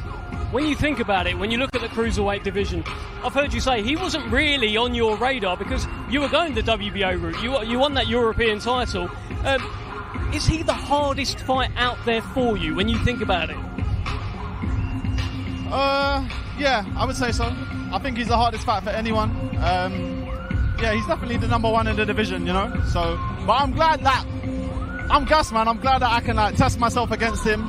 It'll really show where I'm at. So yeah, I'm looking forward to it. Listen, you've been around a lot of great fighters. AJ, Wilder. I'm sure you've met them all. I'm sure you've been in their company. Who's surprised you? Anyone surprised you? Oh, I would probably say Wilder. Wilder's very embracing, very because I always see him doing the bomb squad thing, so he's very embracing, very warm, and yeah, very cool, man. Yeah, Wilder. Very cool, man. Good answer, Ellis. And Andy, anything you want to ask our man here, Phil? So I remember I saw you at the press conference when it was all announced, and we had a quick chat on the way in. You'd come nice and early just to have a look at the place, which was a good idea actually, because the scale of it was absolutely immense. Did you have any hesitation in taking this fight? Was it put to you and you were left to think about it for a bit, or did you immediately say yes to it? What you gotta understand is, where I come in from small hall boxing, this is what I've been doing it for, you understand?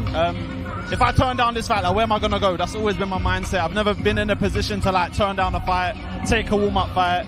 I've never had the promotional backing until I won the Boxer, so I've never had that, I've never had that opportunity to turn down fights and think, let me wait a bit longer.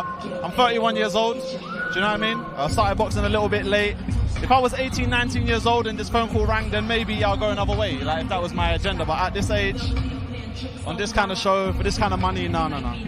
Listen, when you won that Boxer tournament, I remember it was a big deal. That was £40,000. That was like 40 bags. Life-changing money at the time. You're smirking now. Look, at the time you said, I'm going to help change my daughter's life with this. Yeah. With this isn't 40 bags. I'd imagine it's a bit more than that. You can really make an impact on your life with that money, right? Yeah, massively. And that's why I'm in it. We're prize fighters at the end of the day. It's not personal between me and any of my opponents.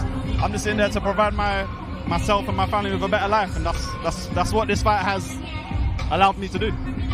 Fantastic stuff. Ellis, best of luck to you. We'll see you tomorrow at the presser. Are you going to flip a table or give him a little shove at the presser? Anything? I'm cool, man. That's not in my character. You know that, Dev. I do know that by now. I do know that. Thank you so much, Ellis Zoro. And what we talked about there, just briefly, it was nice to see him smile when thinking about how he is going to change his life. He has changed his life with this opportunity. When he won that Boxer tournament, which I think was 3 fights on one night, he won 40 grand, right? And which is good money. This is altogether different. This will change everything for Ellis Zoro. A win will change everything forever. A win would be absolutely momentous, because he would be back here on the next card, I'm sure, and he would claim the berth of number one cruiserweight in the world. But they do this for the money. That is why they're professionals. Me and you and fans, we think about titles and glory and legacy and things like that, but ultimately this is a prize fighting sport, and they trust that if they win the titles then the money will come, but they are doing this to get paid. And £40,000 made a big difference to his life. What he knows is that he's going to get paid a certain amount for this fight, whatever happens on Saturday. And he will know in his head just what that can do for him. And the pressure that he may have felt throughout his entire career and life, possibly, so far, I don't know well enough to be able to say that or not, that money could make that all disappear immediately. And then all of a sudden camp is different. All of a sudden you can concentrate more on the job in hand and more on your opponent, because that pressure that you've always had has gone, and you can't underestimate something like that. Well, I'll tell you what, you certainly can't underestimate Jai Opataya. That was so intense. Just as we were having a chat there, I was watching him on the screen, and when he was posing for the cameras, something happened to his eyes, Andy. Do you know what they talk about, the eye of the tiger?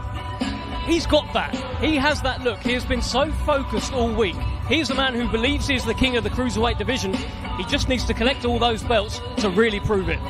Yeah, he absolutely does think that. When I described him as intense to Ellis, I didn't mean it as any kind of a criticism, but I do find it. I do feel an intensity from him, but I like it because he loves fighting. You know, this is what he wants to do. He's worked really hard to be here, and he's got that challenger mentality. We were talking to him yesterday. He's got that kind of chip on his shoulder whereby he looks at a stage, he looks at competitors, and he gains that motivation from kind of inventing in his own head that they've got this kind of attitude that he shouldn't be here, that he hasn't earned his place here. Loads of fighters do that, and it works. It works really well for him.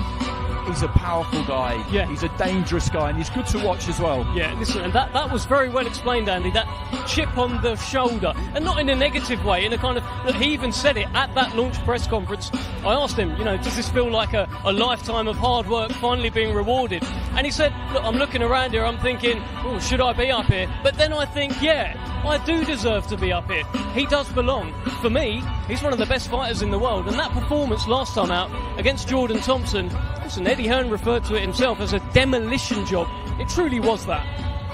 Yeah, it was absolutely. And we're just watching Lyndon Arthur making his way down the walkway. He's got a similar kind of job to Ellis Zoro. Lyndon Arthur taking on WBA light heavyweight champion Dmitry Bivol. It's either Bivol or Beterbiev who is the number one light heavyweight in the world. That's a fight we could see out in these parts before too long. But with Opataya, that was a great performance against Thompson. But for me, it was the win against Riyadh. He had a double fracture of the jaw. That is an absolutely appalling injury. And most people wouldn't be able to continue with that because, as I understand it, when that happens, you can't even really close your mouth because essentially your teeth are in the way. But you somehow have to try and keep it clamped as shut as you can, because if your mouth hangs open and you get hit clean, I mean, it almost comes straight off, and the pain would be unreal. So just being able to bite down, although he couldn't actually physically bite down and get through that just tells you an awful lot, because we expect fighters to be able to do things like that. Saying it is one thing, doing it is another. But a double jaw break is, I mean, it's hideous. Yeah, listen, an unbelievable injury to fight on through that. The one that comes to mind, because that sometimes that can set a fighter apart, as you say. You learn something new. I remember Arthur Abraham fighting on with a completely broken jaw, coming off that and coming back to win by knockout. You learn something about fighters in terms of what they're able to overcome, in terms of adversity in the ring. Opataya has showed us he might be something quite special. Yes, because you need those minerals. If you've got the minerals and you've got the skills, then you've really got something. You've really got something. And the higher the level you get to, the more you need of both. And what it comes down to a lot of the time is, can your will be broken? And when it comes to really top champions, any champion really, but really top champions, their will cannot be broken. And that double jaw break, boxing on from that, and it happened quite early as well. Certainly the first break, that just shows that his will cannot be broken. So if you're going to beat someone like him, it is going to be incredibly hard earned, and that's why he's the kind of fighter you want to watch, because he's always going to be in a good fight. So we were having a fascinating chat, I thought, anyway. It's fascinating for me yesterday, maybe not for you, Andy, but in the car on the way to the venue, we were talking about how he hasn't got that IBF world title anymore, and you suggested that maybe fighters won't be in a queue to fight him now that he doesn't have that world title, despite him being Ring Magazine champion. Tell us a little bit more about your thoughts, and after that conversation, have you changed your mind after what I said? I just think if you look at the other belt holders, the WBC is Noel Mikhalian. He beat Ilunga Makabu, and as I understand it now, having beaten the Don King fighter in Ilunga Makabu, he's now a Don King fighter, which doesn't make fighting him impossible, but it presents certain problems. Arsene Goulamirian, the WBA champion, seems to be constantly embroiled in contractual or managerial disputes, and seemingly is no nearer fighting now than he has been for a while. So if you're going to come straight back in, maybe he would want to fight Opataya if it brought enough money to the table. If it happened out here, that's different. Well, because then, you know, then you would want to fight him, because you would be coming out here. If he becomes a kind of a chosen one of Saudi boxing, then that's a game changer. If you're Callum Smith, the WBO champ, you're expecting Riyadh to be made mandatory. That's a great all-British showdown. And as I understand it, whoever wins that is then contracted to fight Lawrence Okolie, because he's agreed to step aside. So he could find himself having a little bit of a problem getting a world title fight. Well, the only contrary thing to that is exactly what you said. If he becomes the chosen one here, And look, it sounds like it's more than just one fight that he's got out here, Jai Opetaia. It sounds like there's a bit of a plan and a bit of a vision for him. If he becomes the money man of the cruiserweight division, if he can invite opponents out here to Saudi Arabia, I'm not sure he'll have any problem at all. And maybe like a unification fight, hey, maybe that, well, not unification, but, you know, another world title for him could make sense. Yes, exactly. The Riyadh factor is big in this, and there's no point pretending it's not. And he does still have that Ring Magazine belt, and we do rightly rate him as being the #1 cruiserweight in the world, and I wouldn't take any issue with that, because he beat Breedis, and Breedis was the man, wasn't he? You beat the man and you become the man. So, you know, I don't have any argument with that. Here he comes. Speak to the man himself, Mr. Jai Opetaia. Great to see you. Great to see you. Listen, we were just talking about this whole IBF situation. I'm sure for you it's an unwanted distraction in fight week, but do you think it will affect you in any way kind of negatively in terms of getting the fights that you want? The fact that you don't have that belt anymore, what do you think? Last night I had dinner with the Sheikh. We went to the Sheikh's house and we had an awesome dinner, and he done a great speech, and he spoke about the best fighters fighting the best fighters. You know what I mean? And I feel like he's someone that we've been waiting for in this boxing world. You know what I mean? All the politics, all that bullshit that happens outside the ring, I feel like he's someone that just wants the best fighters to fight the best fighters, and he has the financial backing to do it. So who knows what the future has in hold, you know what I mean? But in saying that, I don't see those world titles like they're not going to come. All I've got to do is win, and all I've got to do is do my job and train hard and continue to do what I've been doing, and I feel like they'll rest and fall into place. Do you have a feeling of being, because this is largely a heavyweight card, but there's a cruiserweight fight yourself and a light heavyweight fight, because you are the only cruiserweight representative along with Ellis Zoro challenging you, do you feel like the chosen one right now? Man, I feel like I'm at the forefront of representing my country, you know, Samoa and Australia, and representing my cruiserweight division. You know what I mean? I feel like I'm opening doors, and I'm raising the bar. And we all are. You know, the cruiserweight division is huge. You know, there's other cruiserweight fighters all around the UK. I feel like the competition right now is hot, man. You know what I mean? So I'm just pumped for the future. You know, there's so many great fights to be made. There's a lot of money to be made, and that's why we're here. You know, we're here to fight the best and get paid in the process. It's interesting watching you up in the ring there, just doing the workout, because there's some fighters I see, I'll go and see them on a Tuesday morning in the gym, and as soon as they get through the ropes, they just come alive. They love it in there, whatever time of day it is, whether there's thousands watching, whether there's nobody watching. You're one of them, aren't you? You just love it in the ring. And in that ring is where I'm comfortable. That's where all my hard work has been done. I had my first fight at 8 years old, and I have fought my whole life. When I'm in that ring, that's where I belong. Here with these cameras, you know, this is where I'm uncomfortable, and I feel, you know, a little bit out of place. But in there, that's me. So it just feels like, you know, all this talk, all this stuff, nothing, it's all talk unless it all happens in there. So that's where I like to do my talking mostly.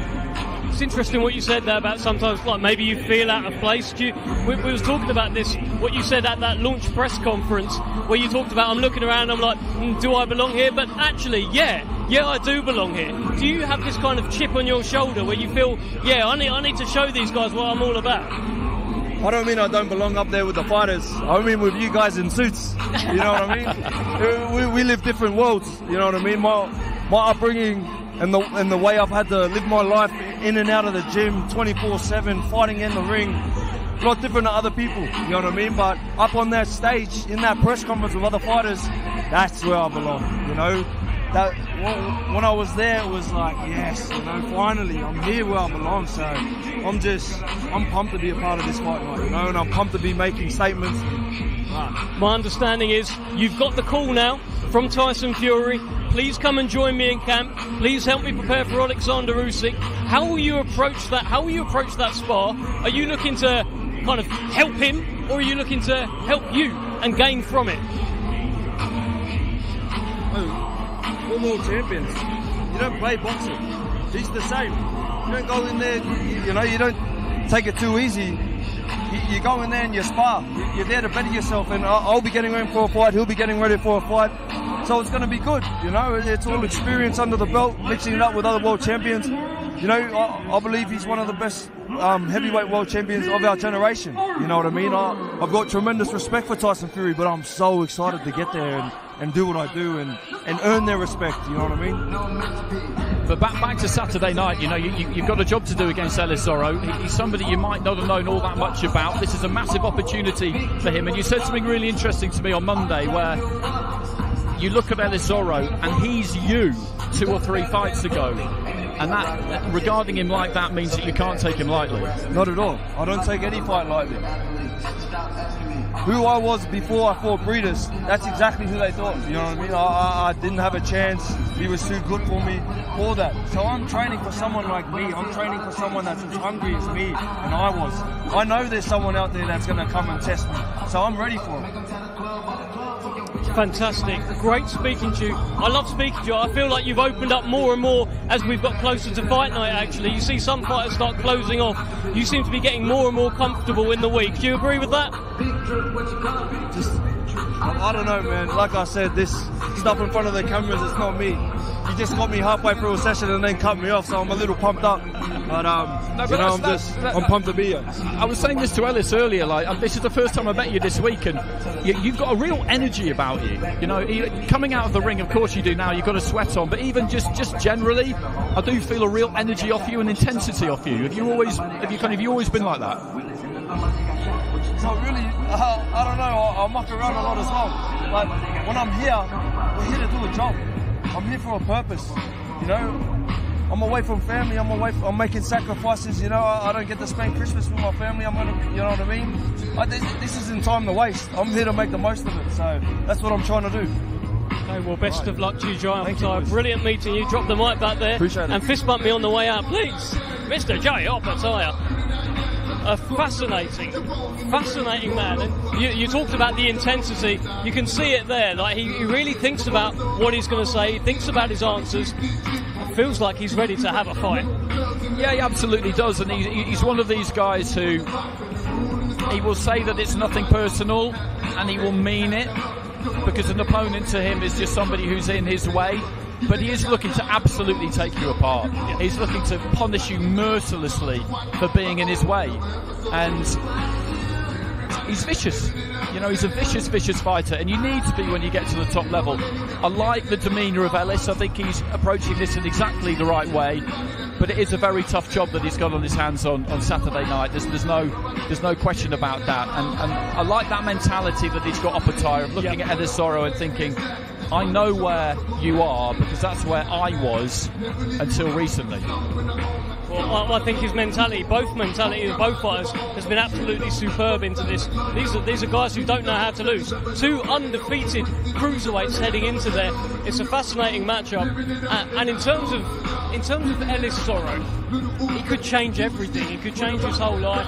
Even if he puts on a good performance, even if he lands a few good shots, his stock still goes up because widely he's not expected to do an awful lot against Jarrell Miller. Even in a good defeat, he could come out looking well.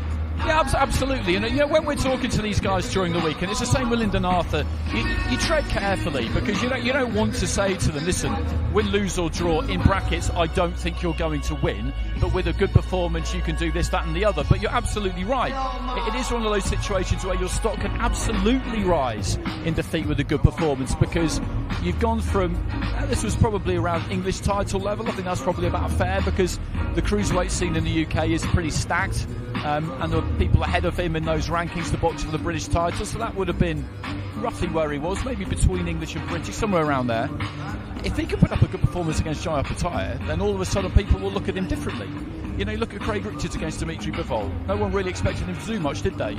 And he won at least, he won 4 rounds in that fight, I thought, maybe 5 rounds. He gave a really good account of himself. And I know Jack Massey, not that long ago, against Joseph Parker, stepped up to heavyweight to take him on, hung in there for the distance and, did himself a lot of favours. So that is the way that you do want to look at it as well, because it could get really hard in there for you.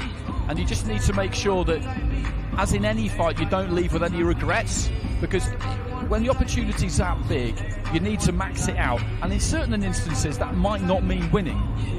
No, absolutely that. Listen, we've got Ellis Zoro taking on Jarrell Miller. Ellis Zoro's a big underdog. You've also got Lyndon Arthur taking on Dmitry Bivol. Like, Bivol is 1 or 2 in the division. Opataya is generally seen as 1 in his division. Who do you think's got the harder mountain to climb in terms of Brits challenging at the very top level? Lyndon Arthur or Ellis Zoro? I think Ellis, because Lyndon has beaten Anthony Yard. He's won a Commonwealth title. He's got that OBO title, which isn't as highly regarded as the other 4 sanctioning bodies. Hey, but Bivol wants it. Bivol wants that belt. Bivol does want it. He does want it. But Lyndon's been in there with some good guys. He's mixed at a higher level than I think Ellis has so far. So I think in that regard, when you look at the gap in the rankings, if you like, between the two of them, I think you would have to say that Ellis has got the tougher job. But Lyndon Arthur's got a very tough job against Dmitry Bivol, and he knows it. Bivol's he's quite a quiet guy by the look of him, quite softly spoken, but again, he's all business. You look at the job he did against Canelo, and it was pretty spectacular. We've got Lyndon bring Arthur in just Mr. sidling over Lyndon now. King Arthur. You're just so chilled. You ready to have a fight on Saturday? Yeah. Nah, I'm chilling. I'm here. What? Nerves probably come fight night, but right now I'm just enjoying it. What have you made of Dmitry Bivol? Have you seen him around this week? I've seen him.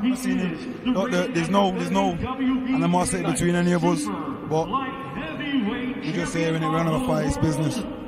All business, Andy Clark. Yeah, of course. I mean, you said there that the nerves will come. I'm curious, during fight week, at what stage do they generally start to come? At what stage do you kind of let them in? Because you need them, don't you? You just come throughout the day.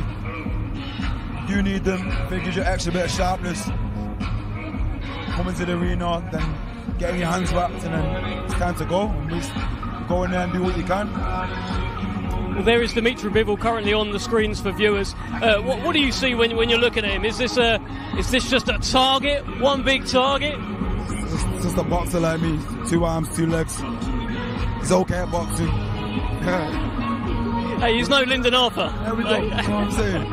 Is this boxer versus boxer on Saturday? Do you expect this to be a fight that goes the distance with one outboxing the other? What do you think? I don't know how it's going to play out. You just got to adapt with what's in there. I believe I'm going to come good, and I'm assuming he does so. I heard you talk about how, you haven't had an awful lot of notice for this fight, but you said something very interesting. If someone offers you a fight on the street, you're not going to say to him, "Oh, can I come back in 10 weeks?" Yeah, you got to take it. Exactly. It's kind of an approach. Not so much that, but it kind of is like you don't get time all the time. Sometimes you just got to say, "All right, let's have it," and that's what's happened there. Was it an instant yes from yourself and Pat? One instant, but a couple days. But we're here now. I understand there's been a couple of little tweaks in camp here. You're doing some stuff in a hot room in Liverpool. Can you tell me a bit more about Apparently. Are you not then? Yeah, we went down to Wayne's gym, Golden Gloves gym. It's got a good room in there. Working there and makes you sweat a lot. Makes you tight faster. And what does a win for Lyndon Arthur mean on Saturday night? World is my oyster. My world is already my oyster right now, but to do that, I'm looking forward to it. We were saying to Ellis Zoro, he's in a similar-ish kind of situation to you, that this is an opportunity to change your life. I mean, is that something that you allow yourself to think about much, or do you just try and treat it like any other fight and keep it more on the down low? Nah, look, it's just another fight. I'll deal with after it, because nothing changes until I beat him. So I'll deal with that after. Fantastic stuff, Lyndon. We will see you tomorrow at the press conference. Are you going to give me anything at the presser? Give me a little something. Come on, give me something. Like what? What do you want? I don't know, just like call him a couple of names and then say, no, don't punch me up. Punch him up, if anyone. Yeah. But yeah, brilliant seeing you, and we'll see you tomorrow, my friend. Yeah, please. I'm making that mistake again. I'm going to shake you. Thank you, Lyndon Arthur. I've made a vow to myself, Andy Clark. I will choose the fist, and I will commit to the fist. None of this stuff, choose the fist. One of the most confusing things in boxing is handshakes. People might not be aware of this, but it's an absolute minefield. The amount of times I've kind of grabbed a fist or You don't know whether the handshake's going to be just a regular handshake or that kind of inverted handshake, or whether someone's going to lean in, or whether it's going to be a full-on hug. It's an absolute minefield. That's why I enjoy COVID boxing, Kev, because all of a sudden we're just fist bumping and everyone knows where they are. Yeah, no, you're absolutely right. I actually had a horrendous one the other day where I did the kind of the slap, and then I went in with the shoulder thinking the shoulders were going to meet, and the guy that I did it with just kept his distance and kept away, and I almost ended up falling in, losing my balance. It doesn't get much worse than that, Andy.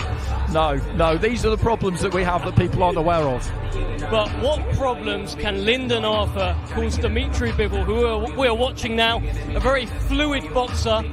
What can Lyndon Arthur do in there against this guy to cause him issues on Saturday? He just has to trust his own ability. He's a good boxer, Lyndon. He's got good fundamentals, good feet, good jab. He has to use all of those things and just give himself a chance, basically, to get into the fight. He can't be negative. He's got to look for his successes where he can find them. But Bivol's not necessarily the kind of guy who is going to jump on you either. He will have a look and see what he sees, because these two don't really know that much about each other. Certainly Bivol doesn't know too much about Lyndon Arthur. Strangely with Bivol, I did take a while to be convinced by him, even though he moved really quickly. I remember he got that knockout in Monaco against Trent Broadhurst, and that was much heralded, but I thought it was kind of a strange knockout, and it took me a while to kind of just come around to him. But then, of course, you look at what he's done in some of his fights. I do think he's the kind of fighter who, the better the opponent is, the better he is. Yeah. I think that's what he does. And against Canelo, that was something else, because I thought that he was capable of winning that fight, but that it would be really, really close and he probably wouldn't get it. But as it was, he won it so comprehensively that there was no way the judges could do anything else. And then the performance against Ramirez, again, Ramirez is absolutely enormous. He weighs in on the night. He's up at cruiserweight now, and he's big there. Yeah, exactly, yeah. I mean, on the night, when he was boxing at light heavy, he'd be over 200 pounds.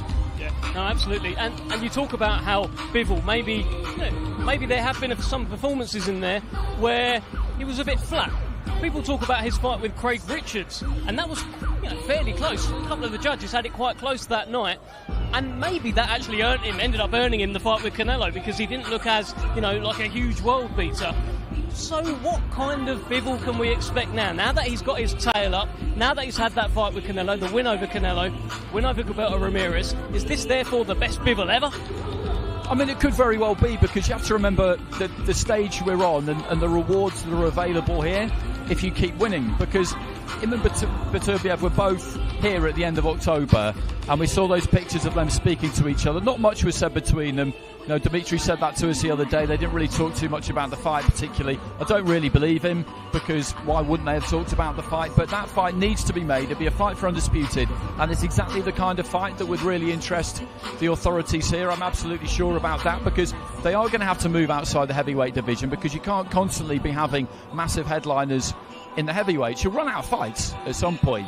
So they will look down the weights, and they're already doing it, like you said earlier on, and that stands out as a really obvious one to make.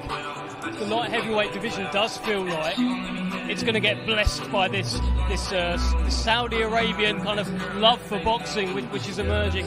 And hey, I think they've talked about that. They've talked about Beterbiev v. Bivol, or, you can't overlook Callum Smith, but that undisputed fight perhaps happening out here. I'd imagine that's the general plan here. And Dmitry Bivol, this could be the first of a few fights in Saudi Arabia. Hey, it could be the same for Lyndon Arthur. Yeah, absolutely. And you're absolutely right to point out that fight that Beterbiev's got with Callum Smith. I'm looking forward to that in mid-January. It's a big task for Callum going away to Canada, but I do give him a good chance in that fight. I absolutely do, because I was ringside for Beterbiev's fight against Anthony Yarde, as you were yourself, and I felt that Anthony really, really pushed him that night. Big baby Jarrell Miller just making his way in. Nice yawn on him there as he strolls down the walkway. But was that a yawn, or was that like a roar, like a lion? Have we got the big baby roaring? Who knows? With this guy, who knows? He's still undefeated. I kind of forgot that when I looked at his record a couple of weeks ago, but he has been very inactive. But yeah, anyway, just back to what we were talking about. I do give Callum Smith a good chance in that fight, because I feel like Anthony Yarde took something from Beterbiev that night, possibly, could turn out not to be the case, but at 38 years old, in your late 30s, no matter how you've lived a life, and he is a consummate pro, at some point it will start to tell. And Anthony, at the end of that 5th round, he was right above me, Beterbiev, in his corner, and Mark Ramsey's massaging his calves, he's blowing a bit, he's a little bit marked up, and they had to give him a real G-up to get him going, because they knew that the fight had kind of turned against him at that point. And great champion that he is, he found the answer. But that was, I remember looking at that and just thinking, maybe this could be the night.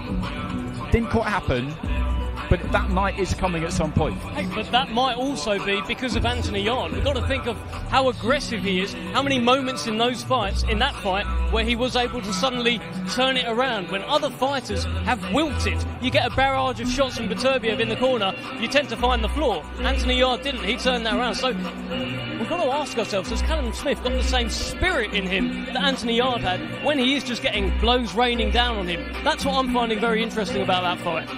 Yeah, and you're not the first person to say that to me, and I feel like he does. He lost the fight against Canelo, but he did go the distance, which at super middleweight not that many people do. He won't be in any way proud of that, because fighters are never proud of defeats, but there was the ruptured bicep. There were problems leading up to the fight as well. He's not used them as any kind of excuse, because that's not who he is. But you're not the first person to say that to me, that in the heat of a really, really hard fight like that against someone like Beterbiev, will he have the minerals? I feel like he will. It would be a massive win to go away to Canada and win 3 world titles. You'd have to put it up there with the best wins by a British fighter in recent times, but I'm really looking forward to it. I'm really looking forward to it, and I'm really looking forward to Dmitry Bivol on Saturday night against Britain's Lyndon Arthur. Now, we just mentioned Anthony Yarde there.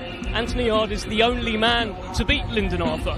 But again, he doesn't box anything like Dmitry Bivol. Anthony Yarde, in that particular fight, was seek and destroy. He went after Lyndon Arthur. I'm not sure Dmitry Bivol will box Lyndon Arthur anything like Anthony Yarde did.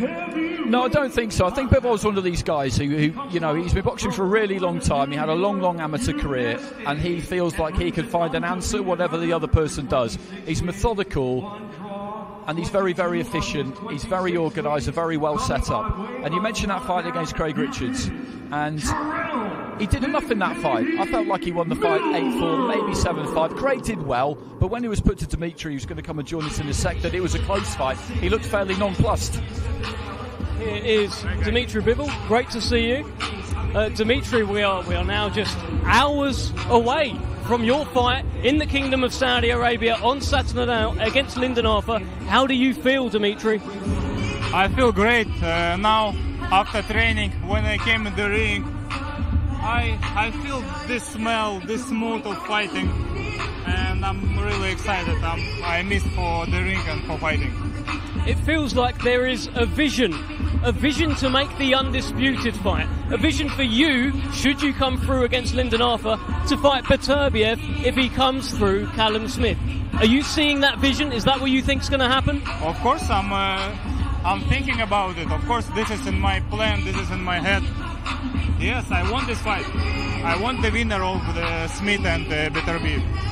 Let me just ask you this. Last time when you were in Riyadh, you and Beterbiev actually came face to face, and someone made a comment about, how come you're not fighting? And he said, ask him, and walked off.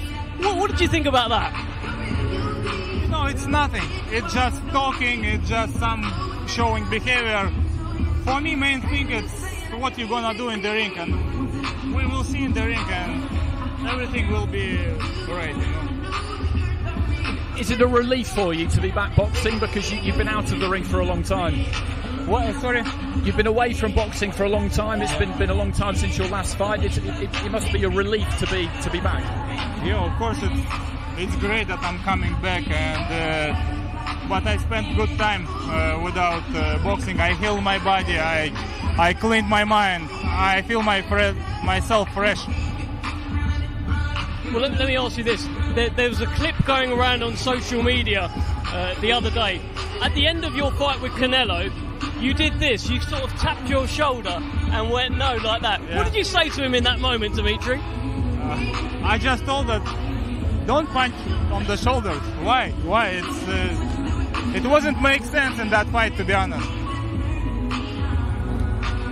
In terms of your opponent, Lyndon Arthur, he might be somebody you didn't know too much about. Are you a fighter who watches your opponents on tape, or do you let your trainer do that? I'm sorry, I'm trained. Do you watch your opponents? Yeah, of course I watched his fights. I watched a couple of his fights, and I have to watch because I need to know his good sides, and just notice it, and then I should working on myself. I should improve my good sides. Not thinking about him. I have to think about improving myself. Did you watch his fight as part of your preparation? Did you watch his fights with Anthony Yard? Yeah, I watched his fight. Yeah, of course, against the Yard. First and second fight, yeah. Well, I mean, what did you think? What did you think of the first fight, where he seemed to use his jab very well? Yeah, he used his jab. This is why I noticed that he has a good jab. And the second fight, I think Yard was so angry. He wanted so much to take a revenge, and he beat him. He just punched on the liver. It was good, clean fight. Fantastic. Dmitry, brilliant speaking to you. We'll speak to you tomorrow at the press conference. Great to see you, my friend. Dmitry Bivol, the WBA light heavyweight champion. Had a bit of a handshake, fist bump moment there. I don't know if you saw it, Andy.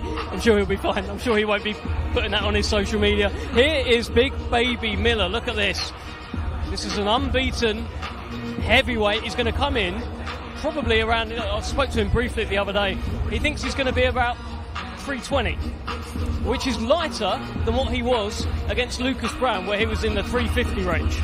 320 is still pretty solid. I mean, that's 23 stone essentially. 322 it's not bad, is it? Is 23 stone, so that's a lot. But he carries it well. You look at the frame on him, he does carry it well. He's got absolutely enormous thighs, thick waist, thick shoulders, thick everything basically. And he's always been around that weight, and he's always been able to handle it. He's always been able to carry it around the ring, so that wouldn't be any surprise were he to come in that heavy. I'm very curious about this fight still. I fancy Dubois, as I've said to you all week. I fancy Dubois heavily in this fight, and I fancy him to look good as well. But if Miller can rediscover the kind of mobility and the engine and the punch output that he used to have a few years back, then it could be interesting. It will be interesting. You can see him just shouting off there, just like he's really been doing all week. He's certainly added some intensity. I don't think he's saying something there as a Derek Chisora potentially as well, which was potentially going to be a fight. But of course he is fighting Daniel Dubois, completely different proposition to Derek Chisora. Daniel Dubois, a real sharpshooter who will be thinking that he can find the shots to break down this tree, to chop down this tree. That's how Daniel Dubois has been describing it, but I don't think Daniel Dubois has ever had to punch someone who weighs maybe 100 pounds more than him. No, and that's not really a typical scenario, is it? Not a heavyweight, no. No, but you do get that every now and again. I remember David Hay, I think, was 99 pounds lighter than Nikolai Valuev when they tangled all those years ago now. But if you're Dubois, and I'm sure that Don Charles will have been saying this to him, just box, just let your hands go, and just feel it. Just see what happens. You don't want to set yourself any targets in terms of you want to stop him in this round or that round. That kind of thing that doesn't really work. Trainers hate that. Just get in there, do your thing, be aggressive, book in for a long job, expect it to be a long job. Don't tense up and load up and waste energy, missing. Just land. It's a big target to land on. Every time you throw at Jarrell Miller, you should hit something. Exactly that. You should hit something. He's a massive, massive target. And we can see Frank Warren now has arrived. And of course it's his man, Daniel Dubois. I've seen people talk about what a great job he's done with Daniel Dubois. I would have to agree with that. He's had him since his professional debut. Got him, sort of fresh out of the amateurs. He didn't go to the Olympics. He was 19 years old. Frank got him and has guided his career to this point.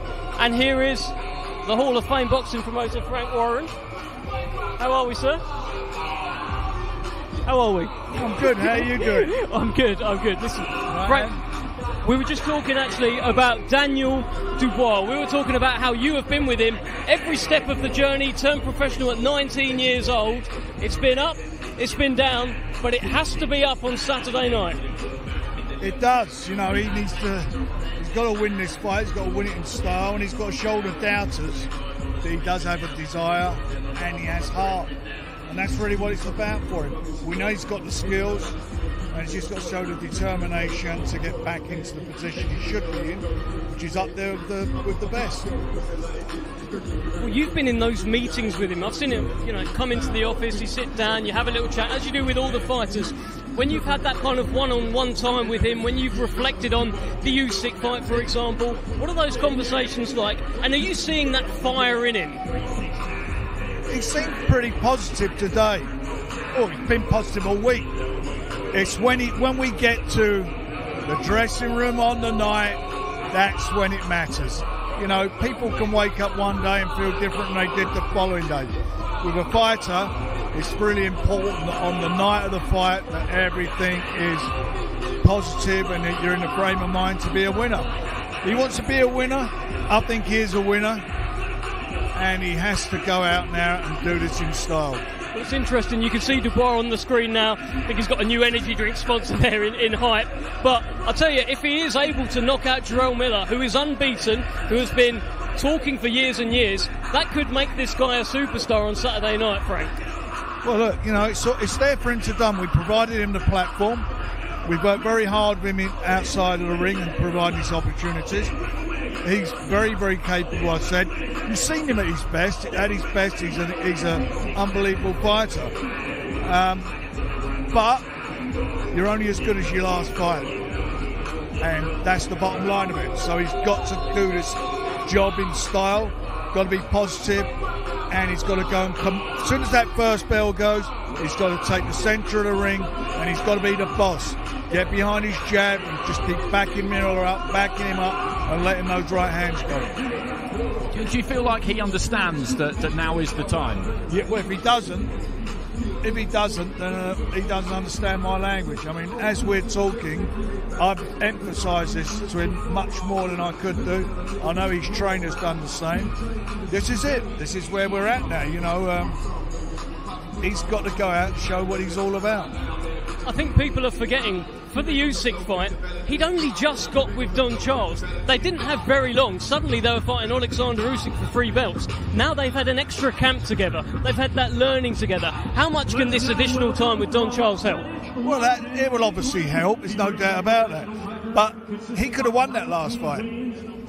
He could have won it, and he needed to grit his teeth, and he would have won it. I know the referee absolutely phased him and took a lot of his concentration away. But look, that's boxing, and he now has to go and make a statement. It's as simple as that. I mean, look at him. He's a unit. He's an absolute unit. Look, Alexander Usyk found that out. Yeah, and he hurt him, and you've not seen him hurt like that in a pro fight. I haven't anyway. Absolutely. No, it doesn't sound like you've never doubted his ability, have you? You've never doubted that the athletic raw materials are there. It's just the minerals, really. Look, from day one, we signed him at a very young age. We were involved with him before he was old enough to turn professional. And the reports we got, like some of the fighters, big name fighters, much more mature than him, who he was involved with. How you doing, big man? Here comes the big baby. Just talking. Grab that. And we're talking in the early days when he knocked over some seriously big names, put them out, knocked them out, and he was a kid, 17 years of age. So, Jarrell Miller, we were just talking about Daniel Dubois with Frank Warren there, and how this is now or never for Daniel, and obviously you're going to try and make sure it's never. Yeah, I mean, we put all the tactics aside. Yeah, it's a both do or die fight for both of us. I'm back on redemption. He's coming off a great loss because it wasn't a horrible loss. It was a great loss. He lost to a good guy and Usyk. But the problem is how he lost in the way towards the end. He kind of gave up, that aggressive behavior he had in the middle rounds. That's what I'm going to capitalize on. And Frank, how does Jarrell Miller shape up to you? This is the man in the way of Daniel Dubois. He's not fighting me. He looks fit. He looks very fit. He looks well. And it's going to be a tough fight. He knows that. Deep down, he knows he's in a tough fight. It's going to be a real good quality fight. It's a quality matchup. And the winner of this fight will go on and be involved in the next stage of what we're doing here. Everything here to be grabbed for both of them. Massive incentive for both of them. Yeah, and I have to give Frank Warren very amount of props, man. Like, it's a great card, it's a great matchup with two hungry guys. And the thing about it too is, listen, bro, it's the end of the year. How's the best way to end the holidays during Christmas? And Frank Warren did a great, amazing job by, picking up the phone and said, listen, you want to fight? I said, shit, let's get it on. Hey, made it happen. And you've enjoyed this week, Jarrell. And we've enjoyed you as well. You've been around the heavyweights. You've been livening things up. You've been confronting people in hotel lobbies. Correct. Have you had fun? Oh, yeah, I gotta have fun. I mean, the minute you don't see me smiling, there's a problem. That's when you gotta back up, because I'm serious. But if I'm smiling, having fun, that's part of boxing. If you can't have fun in this game, get out of it. And same thing I do in the ring. When I'm getting hit in the face on blocking shots, I'm actually having fun, believe it or not. So that's what I continue to keep doing, be entertaining, let the fans know Big Baby's still here. Shit happens in life, but hey, keep pushing on. Frank, what do you think Daniel Dubois' game plan should be against this guy? I'm not going to tell you. Listen. I'll tell you one thing. Don't bet your house on Dubois. That's a big statement. He said, don't bet your house on Daniel Dubois. Listen. Frank likes me already. He got options on my next fight. Don't worry about it. So he knows what's going to happen. You know what I mean? Tell me, Jarrell, we're looking at Daniel Dubois on the screen there. He's getting his hands racked. He's been he's been pretty relaxed all week. He's surprised me. He's been quite chatty in interviews. What have you made of Daniel Dubois? I mean, he's always been a pretty simple, quiet guy. I look more in the eyes. The eyes twitch a lot. He kind of doesn't really focus on one thing, you know what I mean? So I read him. I'm not going to say certain things about him, but I understand his mentality already. But nothing really about him really stands out to me at all, man. Other than that, he got 2 losses. He's a little chinny in his heart suspect, so we're going to capitalize over that. Are you expecting a long night, a quick night? What are your thoughts on that? Honestly, it all depends. It depends on how he starts off, really. He starts off fast, he's going to end early. If he starts off slow, he's going to end a little later. It all depends on what he starts off with, really. I'm going to dictate my pace over him. I'm the kind of guy that I kind of feel you out a couple rounds, see how I feel, then I beat you up. I saw the video earlier this week where you were at the buffet. You were eating shrimp, and you were referring to the shrimp as Daniel Dubois. Yeah. What's that about? His brain is a shrimp. I guarantee we cut his head open, his brain's gonna be the size of a shrimp. You know what I mean? The IQ of a walnut. So like I tell you said before, brother, Big Baby ain't nothing to play with. And I'm gonna attack every part of him, even the mental part. So if he's a shrimp, what sea-based creature is Jarrell Miller? I'm more like a shark. He's more like a plankton, you know what I mean? So, Fantastic. Jarrell, brilliant having you here. Thank you, Frank, guys. we'll just keep you for a little bit longer. Jarrell, we're just going to let you go. Oh, mate. Thank you, mate. I was afraid. Thank you, guys. All right, guys, no problem. Frank, I just want to keep you on... Just talk about the main event fights. Anthony Joshua against Valin, Deontay Wilder, of course, against Joseph Parker. What have you made of Anthony Joshua, one of the most scrutinised athletes in the world? What have you made of his demeanour this week? What, Anthony Joshua. What he's really asking, Frank, is what did you make of his treatment of Dev yesterday? Look, I've never been around him for a big fight. He's not one of our guys. All fighters are different. Some are nice and relaxed, like Tyson. Some guys, they're pretty moody and brusque, and that's how it seems he is this week. Or maybe he just don't like you, I don't know. But whatever it is, at the end of the day, don't matter. Don't matter whether you like him or he likes you. All it's about is being professional and doing your job. He's got to be professional and do his job in the ring. You've got to do your job out here. And you do a great job. It's been brilliant. And you've got to just rise above that nonsense. All that matters is there's a fight on Saturday. And he's got more to worry about than you. He's got to worry about Wallin, who fancies the job. Well, in terms of that, it is Valin on Saturday night. But as you say, there's been this clip out there with me. There's been the hotel lobby altercation with Jarrell Miller where they're kind of brought apart a little bit. It feels like there's maybe distractions out there when Otto Wallin's the guy who's going to be trying to beat him on Saturday. I don't know about all that. Look, that's the fight game. All this stuff that goes on outside the ring means nothing. Once that first bell goes, you got your opponent in front of you, and that's all you got to worry about. And if you're distracted before the fight through someone else, then I'm telling you shouldn't be in the ring in the first place. What about Deontay Wilder? He's a man that you have been around for a number of fights, of course, the Tyson Fury trilogy.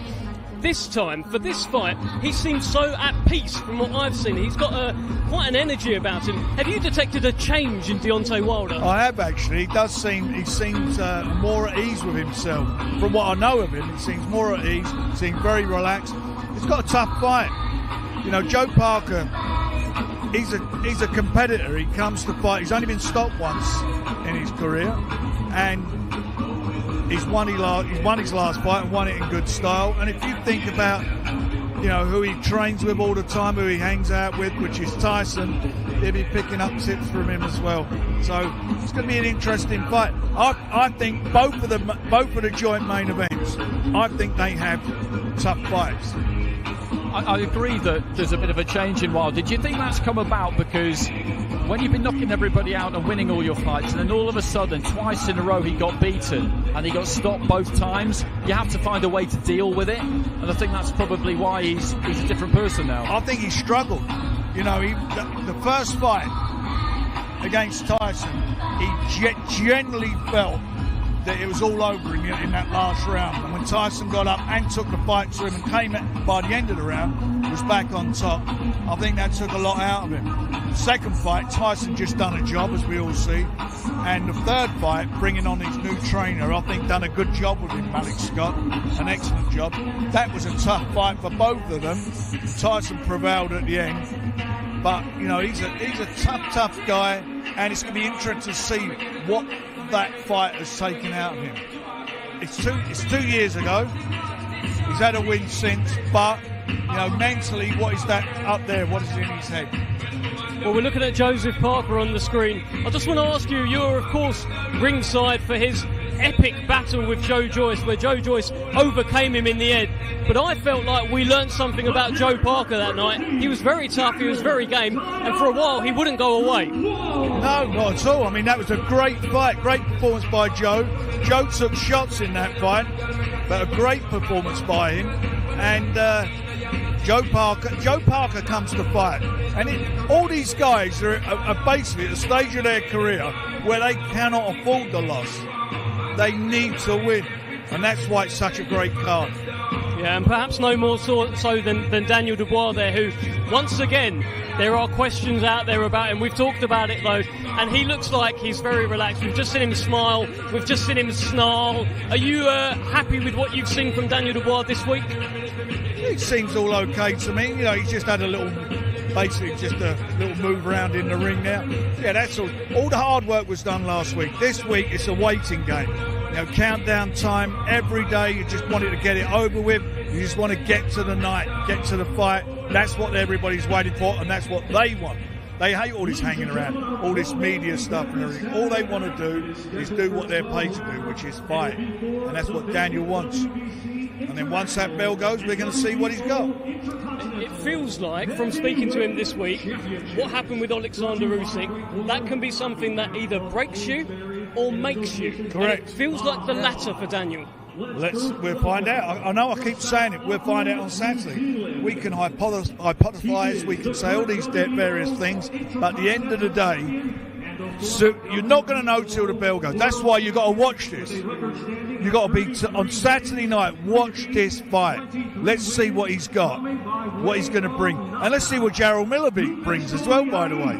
Yeah, absolutely. That's the beauty of it, isn't it? At any level, basically, you've got fighters sometimes who are really good in the gym, who look great during the week. They say all the right things, but then, as you say, it can all be lost on the ring walk even sometimes. The mentality is what it's about at this level. And you're right about Miller too, because he's boxed 3 times since he beat Bogdan Dinu in late 2018, and he talks a lot. So we don't really question him, do we? We don't really question his confidence, but he might be feeling this one too, because this is a massive opportunity for him. If he loses, he's done at this level. That's right. That's absolutely right. I mean, that's we can, as I say, you can have all the theories in the world and whatever, and everything what Andy said is absolutely spot on. But your game plan goes out. Somebody punches you in the face. Your game plan goes out the window. Where's your plan B? Where's your plan C? Not a lot of fighters can do that. And Daniel, his plan has got to be the boss. That's it. And this fella here, who's in the ring now, he knows what he's got to do. He's got his game plan for this fight. He works his game plan out through working with Tyson. He knows what he's going to have to do to try and overcome Deontay Wilder. The thing is, what he knows he has to do, can he put it into practice? It's exactly that. Can he put it into practice? And the way Tyson Fury actually explained it, he's done a few interviews, and I think Joe Parker said it as well. Tyson told him, keep away from the right hand and you'll be all right. That's it, for 36 minutes. Hey, it's a tall task that no one else has really been able to do that other than Tyson. Look, he's a dangerous, dangerous man. Well, he caught Tyson. Tyson managed to take the shot. He's got a good chin. Joe's got a good chin. Yeah. You know, against Joe Joyce, he got caught with a really good shot, and he's in with the biggest puncher out there. So we'll see. How do you think Joe Parker will approach this fight? I've heard things about it being a shootout. Do you agree with a shootout? Yeah, I can see that. I can see it. I mean, you've got to put, as Tyson did in that second fight, you've got to try, and it's the word is try, he's going to have to try and put Deontay on the back foot. Can he do that? Because Deontay coming forward, letting his shots go, is dangerous. So you've got to put him on the back foot. So how's it been this week? How's it been behind the scenes? Yeah, it's been quite hectic, and it's, you know, late nights, because we're funny now. What we've been doing behind the scenes is working out the next show at the moment. But look, it's very, there's some good stuff coming out, some really good fights being put together, and this show is just going to be the icing on the cake for this year. And I think at the end of the day, Saturday night, we're going to see who's coming out of the Day of Reckoning. Who are the fighters to be reckoned with next year out of the Day of Reckoning? That's what this is all about. And then we will see who goes on to the next shows moving forward. They all know how important it is. Every one of them knows how important it is. Over 40 years as a promoter, Frank, are we approaching a golden era in boxing because of the involvement, investment from Saudi Arabia? I think we are. I think Saudi Arabia has firmly planted their flag on the boxing mat, and I genuinely believe this Riyadh will be probably the centre of world boxing. I genuinely believe that's going to happen. And it's happening. But I think next year will be even bigger. We were talking about this earlier, and how right now it feels like they've picked the heavyweights. They're doing a little bit with the light heavyweights, a little bit with cruiserweight, and all the other weight divisions will be saying, pick me next, pick me next. Has there been talks about more weights getting involved? I can't get into the details of what we're talking about at the moment, but let me tell you, it's exciting times. You know, the kingdom is committed to boxing, and that for boxing is brilliant. Brilliant for everybody involved, brilliant for the boxers. If you're a boxer and you are a quality boxer and you're a top operator, you will be boxing here in the future. Keep that phone on. And you just look at the setup of this place. This place is like an absolutely enormous kind of music video studio almost. We got the ring on this end, but where the boxing is on Saturday is right down the far end. Right down the far end, still enough for about 8,000 seats, I think. And in between the two, they're in the process of constructing something else. I won't say what in case it's top secret, but I had a quick nose around earlier on, and it's just yet again the scale of everything here is absolutely incredible. There's that man. Let's talk about I agree, Andy, the scale is incredible, and the scale of Daniel Dubois is incredible as well. Please take the mic, Daniel. Frank, you wouldn't tell Big Baby Miller. Tell Daniel Dubois what he's got to do to win. How does he beat Big Baby Miller? He's going to let those bombs go. Those exorcists, he's going to let them go, launch them, and that will take him out. Let them rockets out. Listen, Daniel, we were talking earlier about how you've been quite relaxed this week. It looks like you've been smiling more. It looks like you've been having fun. Is that because Miller has brought that out of you with some of his antics? I don't know. I'm just at a point in my career now where feeling nervous and all that, it's a waste of energy. So stay focused on a fight. I just come off the biggest fight in the world, and I'm ready to just shut everyone up and do the business. How much confidence did you take from that? Because Alexander Usyk is one of the best fighters in the world. There's no doubt about that. And you came this close to beating him. You think you were robbed? Yeah, definitely robbed. But you know what? I'm saying that I did my bit there, and now I'm here. So I'm ready to just step it up now. Step it up. This is a different kind of situation, isn't it, though? Because against Usyk, you emerge with credit, but you lost. There's no losing that can happen here. This is a must-win. There's no losing at all, no. Losing ain't an option. I'm ready to win by any means necessary. Tell him what you're going to do. What are you going to do? Put him to sleep. Good. And that's Put it. him to sleep. That's what it's about. You know what? This is it. Put him to sleep. That's what we're here for. Absolutely. Daniel, you come through Jarrell Miller. You're the first man to beat him. It feels like you'd become a superstar on Saturday night, and you enter that top table. Do you think you're ready for the guys after that? The Anthony Joshuas, the Tyson Furies. Yeah, you ready to go back there? Definitely. This is a fight that pushes you in that place. You know, then everyone outside the ring does their job. Well, Frank, you're doing a great job so far. Well, we're trying hard. He'll do the job. He knows what he's got to do. He's not a fool. He's a very sensible guy. He knows what he has to bring to the party on Saturday. If he does what I know he can do, he'll win it.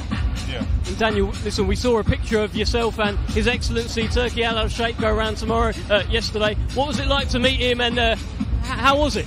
It was a good exchange. He's an interesting guy. He's got big plans, and it's exciting being in that position. I'm privileged. There's not many people that will get to meet the guy, so it's good. Fantastic. And how's the partnership with Don Charles? I mean, you haven't had too long to work together. Last fight was your first fight. How are you finding it? It's great. You know, we've gelled, I think, a bit more and understand each other a bit better. We're going to go out there and show the world what we're all about. Fantastic. Thank you so much. We're going to let you both go. Mr. Frank Warren, Mr. Daniel Dubois. A partnership which could lead to a big win on Saturday night for Daniel Dubois. That is what he is hoping for. That is the aim. That is the potential superstar-making performance against a man in Jarrell Miller who has been talking for years and years and years. He has been shoving people at press conferences. He has been confronting them in hotel lobbies. He has been winding people up. And if Daniel Dubois becomes the man who can shut him up, hey, big statement, Andy. It would be. It's really interesting to see Frank around Daniel Dubois, I find, because you can see how much he believes in him. You can see that he's always recognised the talent and that he believes that he knows what he's capable of, but that we haven't seen it yet, and that he knows that now is the time where we must see it. So I think Frank is a bit nervous about this fight for Daniel on the weekend, because I just think he knows that if he can't produce on this kind of platform on the weekend, then he probably never will. And if that turns out to be the case, then it would be a real waste of talent, because he's got a lot of ability, he's got the natural athleticism, all of that stuff. And you can kind of feel it off Frank, can't you, really, that he's just desperate for him to show that and to really kick on to that next level. He feels like it's in there in him to do it, but now is the time. It has to happen now. It has to happen now. And listen, his career trajectory when he turned professional, all the articles out there about this guy, you know, he done this to AJ in sparring, he's the next Anthony Joshua, he's the next British boxing hope, and then he ran into Joe Joyce and all those questions began. But it feels like, from talking to him there, from seeing his energy, feels like he has grown, feels like he's matured, feels like he's learned from these experiences. Yeah, it does. He's been different this week. I've not been around him a lot, but I've been around him enough to kind of see the change in him. And it's just a question of producing on the night. It's as simple as that. Frank was referring to it, and we can talk all we want, and we do during the week, because that's what we're here for, quite literally. But until that bell goes on Saturday, we don't really know what we're going to get from Daniel Dubois. And Miller will be looking to make it rough in there for him, to drag him into the trenches, play that game of who could drown the longest. That's not a fun game. And he's got to make sure, Dubois, if he's in there with him, that he's determined it is not going to be me, it is going to be you. That's what he needs to do, because you look at the size of Jarrell Miller, it's difficult to see a quick knockout. As discussed, anyone can go if they get caught right, but it's difficult to see that. So I think it is going to be difficult for Dubois at stages. And I think, to be honest, if you're in the Dubois business, you want it to be. Because the way that fight finished against Usyk, that was a problem, because Big Don's over there, Don Charles, and at the end of the 8th round, he was telling him, when he got up from that knockout, don't do it. You thought about doing it, do not do it. We've worked too hard to get here. And then in the next round he did it. I mean, that's what happened. Well, here is Joseph Parker. Big Joe Parker, how are you? You had fun, right? Listen, the music's playing. Yeah. And I've had a good race today. I got my whole team here. And everything is good. Have you brought your family over as well? My brother's here, my cousins. coaches, massage therapist, chef, George Locker, everyone's here. And you had your last fight here, you got this fight here, hey, maybe your next fight will be here. Feels like Riyadh's becoming home. Listen, I'm very familiar with Riyadh, and every time we've come here, we've had the best time. I'm not just saying that we had the best time, good service, well looked after, and everything is on point and on track for Saturday night. Fantastic. Well, listen, let's bring in Andy Lee here. Andy, I was watching an interview with you earlier. You did a few brilliant. I always listen to them. You talked about this fight with Deontay Wilder potentially being a shootout. Tell me a little bit more about that. We're coming for a knockout. And he comes for a knockout. So it can't be anything else. We're not going the distance. We're preparing for a knockout win. And I watched the same interview, and it made me laugh, because you said basically people can really tend to overcomplicate boxing, and I'm watching it thinking I am definitely one of those people. But at the same time, you said it is a simple sport. You know, we talked about it during the week. Someone's going down on Saturday. It is as simple as that. Yeah. When you get into the technicalities of it, there is some complications, but when you know the basics, like in anything, you have to master the essence. You have to master the basics and the fundamentals, and then you find the essence. And then, so we can get deep into it. But really, when you bear it all, hit the man and don't get hit. Pretty simple. And there's many ways to do that. There is many ways to do it. But let me ask you this: the only man to beat him, of course, has been Tyson Fury. Have you guys been, not just, obviously you got Tyson with you, but have you been watching those fights, pausing it, going through it, rewinding it? Like, does that happen? We watched the third fight a bit. We watched Hellenius. Those are his two last recent fights. There's a lot. The more you watch him, you cannot. If you don't watch a fighter and you listen to all the hype, you can get intimidated very easily. But just by watching him, you can see your chance. You can see what you can do. I can see what Joe can do. And the chance we have and the opportunity we have. And I think it's a great situation for Joseph. A great situation. You're not intimidated at all, are you, Joseph? Oh, we are here and we are ready. Like Andy said, everything's done. Now it's time to go out there and perform. That's it.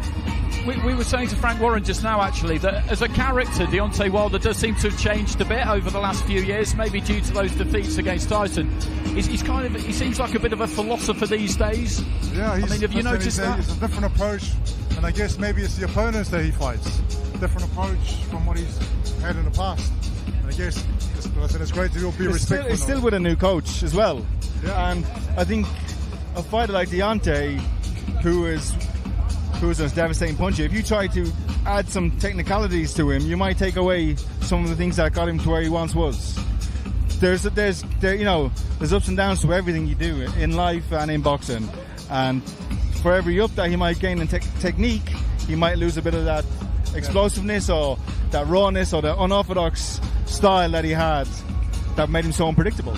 Yeah, I remember I was talking to a coach in a different sport about this not that long ago, and he was saying to me that you do want to strengthen weaknesses if you can, but it can't come at the expense of weakening strengths, basically. Yeah, you can and you can overtrain a fighter to where they just drill. You have to let them improvise themselves and have their own thoughts. You know what I mean?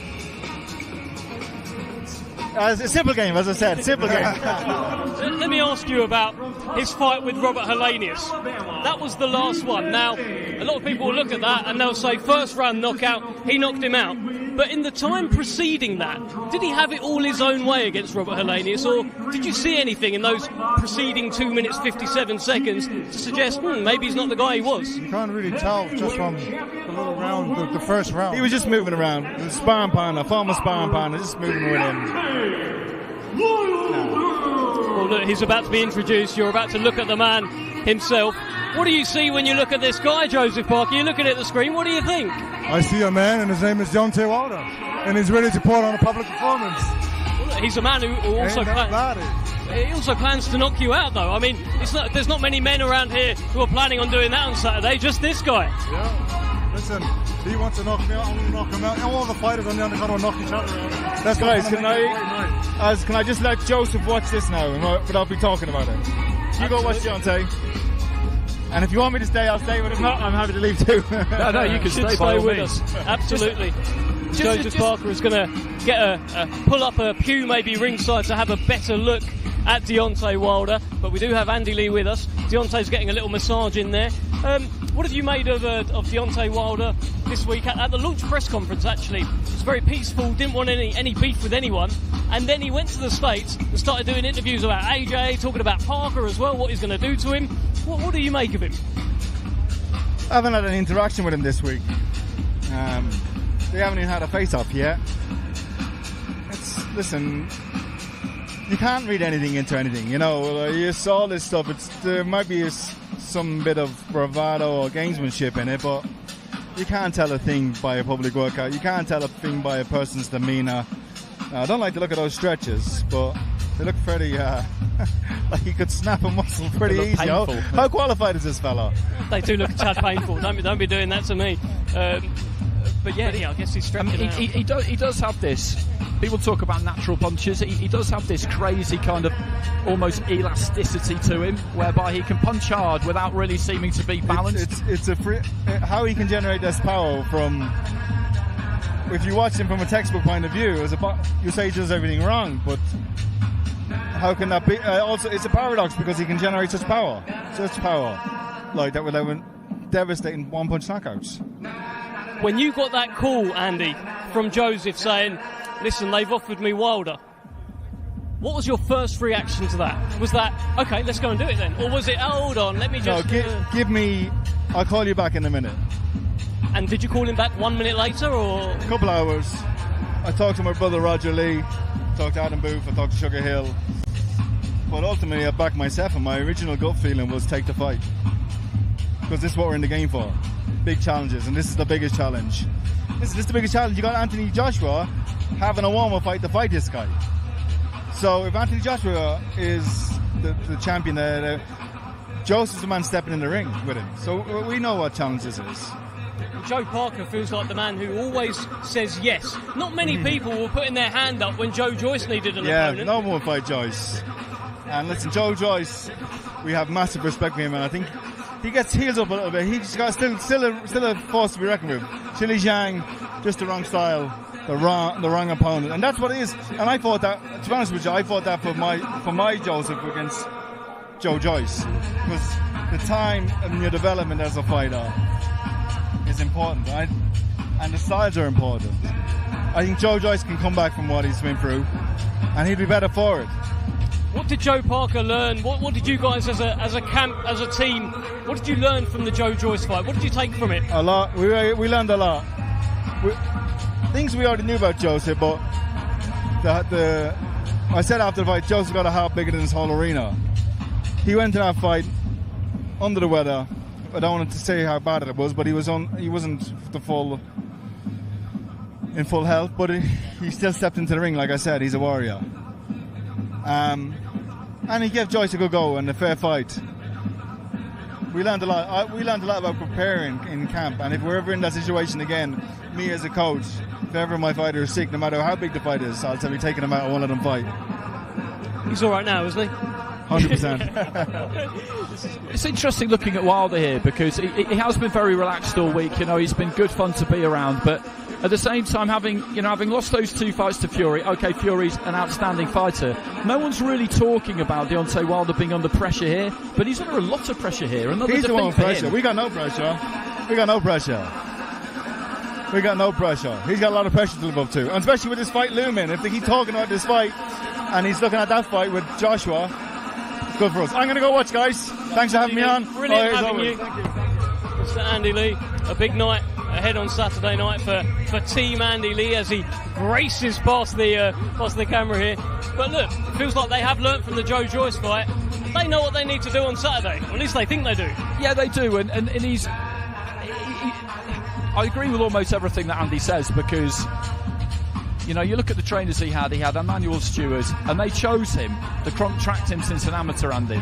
They chose him, and then he moved on to Adam Booth, and he had a lot of success under both of them. And he is a man who knows all about knocking people out. I mean, he provided some incredible knockouts himself, Andy, and that wasn't something that came that naturally to him to begin with, but he was taught the art of of punching hard, and the raw materials were obviously there. So when he says that Joseph Parker is capable of knocking Deontay Wilder out, he knows that it's true.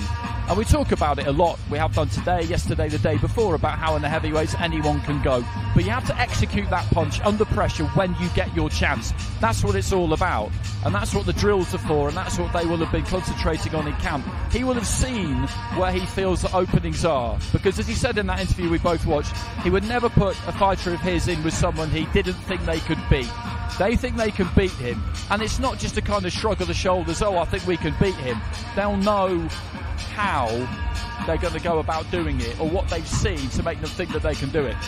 Well, we're going to bring in a man here who has been by Joseph Parker's side every step of the way. Always great to speak to you, David Higgins. Hey, your man's got a tall task on Saturday, perhaps one of the hardest fights in the heavyweight division in Deontay Wilder. Give us your thoughts. Yeah, look, it's a massive fight on the global stage, and it's a massive, tough fight. But Joe's not without a chance there. You know, there's a few things in his favour. I think if you look at Joseph's resume and who Joseph Parker has fought, you know, Andy Ruiz, Carlos Takam, beat Chisora twice, and so on. There's more on Joseph's resume in terms of that high level of experience. Obviously, Joseph's a lot more busy. Like it's his fourth fight this year.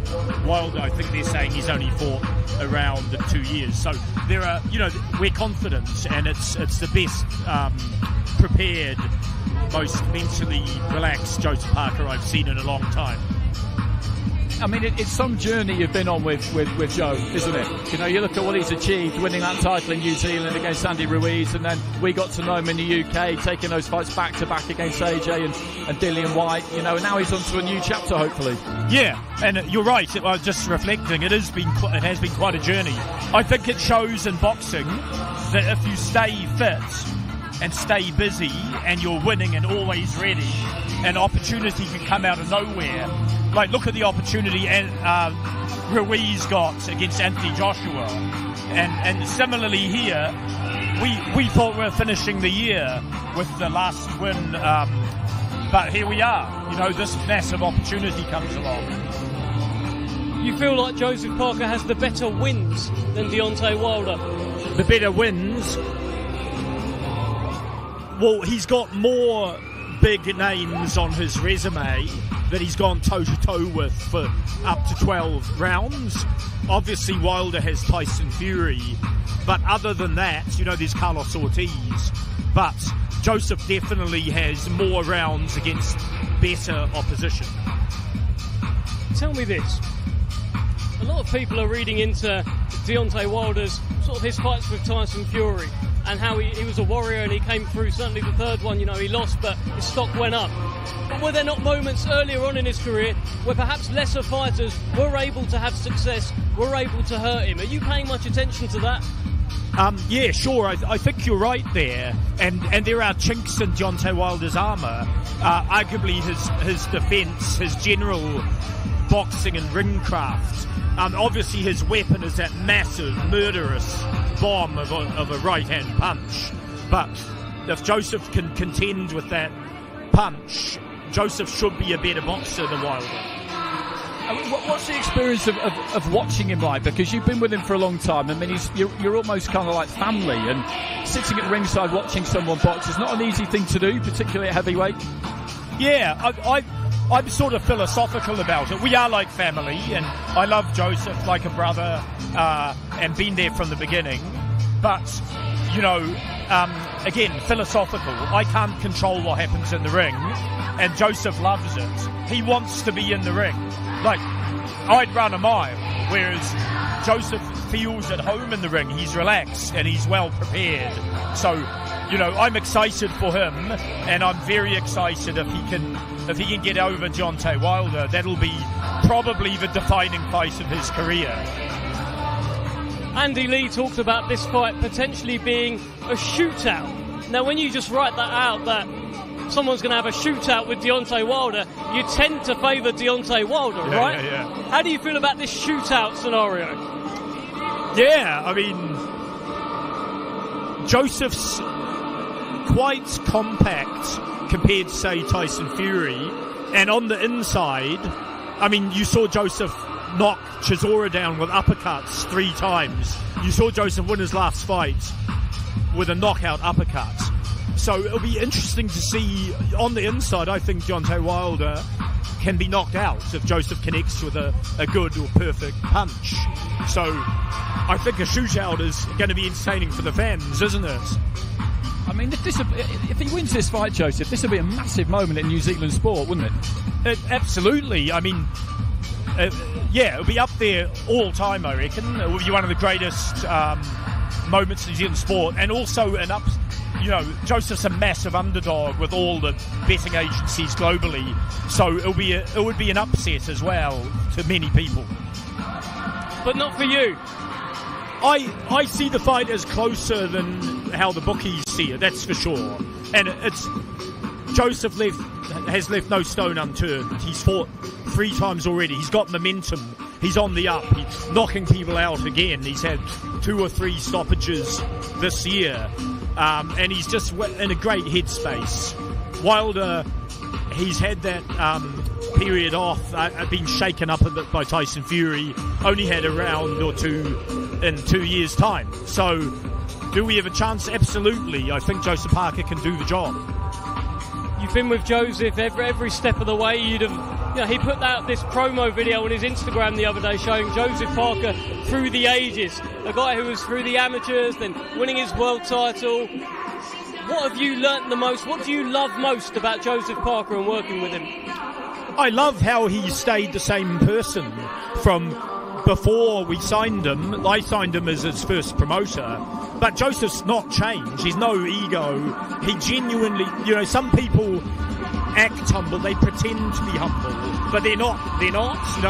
Joseph treats everyone equally, whether it's the toilet cleaner or the CEO. He very generous, and what you see is what you get. He's got a big heart. He's got a very big heart indeed. Look, before we let you go, I want to get your thoughts on the co-main event, on the Anthony Joshua against Otto Valin fight. Anthony Joshua, a guy that you guys have fought before with Joseph Parker as well. Talk to me about this fight. Yeah, I mean, I think Wallin's going to be tricky for Joshua. He's a left-hand southpaw. Obviously, Usyk was tricky for Joshua. I think it depends on where Joshua's head is at. If Joshua's exercised his demons and fully focused and present, he should be able to make relatively easy work of Wallin. But if Joshua is at all shaky mentally, I can see Wallin knocking him out. That's heavyweight boxing, isn't it? That's heavyweight boxing. That edge does come with a mentality. It's we talked about it before. It's about that ability, that willingness to commit, isn't it? To roll the dice, because it is a roll of the dice in there, isn't it, for the big man? You never really know. Yeah, and that's the beauty compared to any other sport. In boxing, you really don't know quite what's going to happen. And then you see upsets like Buster Douglas against Mike Tyson. And so it's got everyone on the edge of their seats. Fantastic speaking to you, Mr. David Higgins. Best of luck to you and the team on Saturday night. Thank you very much. Thank you. Pop that mic back there. Fist bump. I've committed to the teeth. See? You talked about my fist bump. You've been very consistent today. Yeah. It's a very efficient system. But we are looking at Deontay Wilder. And look, there is a confidence from the Parker team. There's no doubt about that. I think they appreciate how big a task it is, but they also appreciate and they know there is a route to victory in this fight for Joseph Parker. There is. And their confidence is real. We were talking about it yesterday with Darren Parker, and you can tell during fight week whether somebody's confidence is real or not, or whether it's just bluster and they're more trying to convince themselves than anybody else. And it's not that. You can tell with Parker it's not that.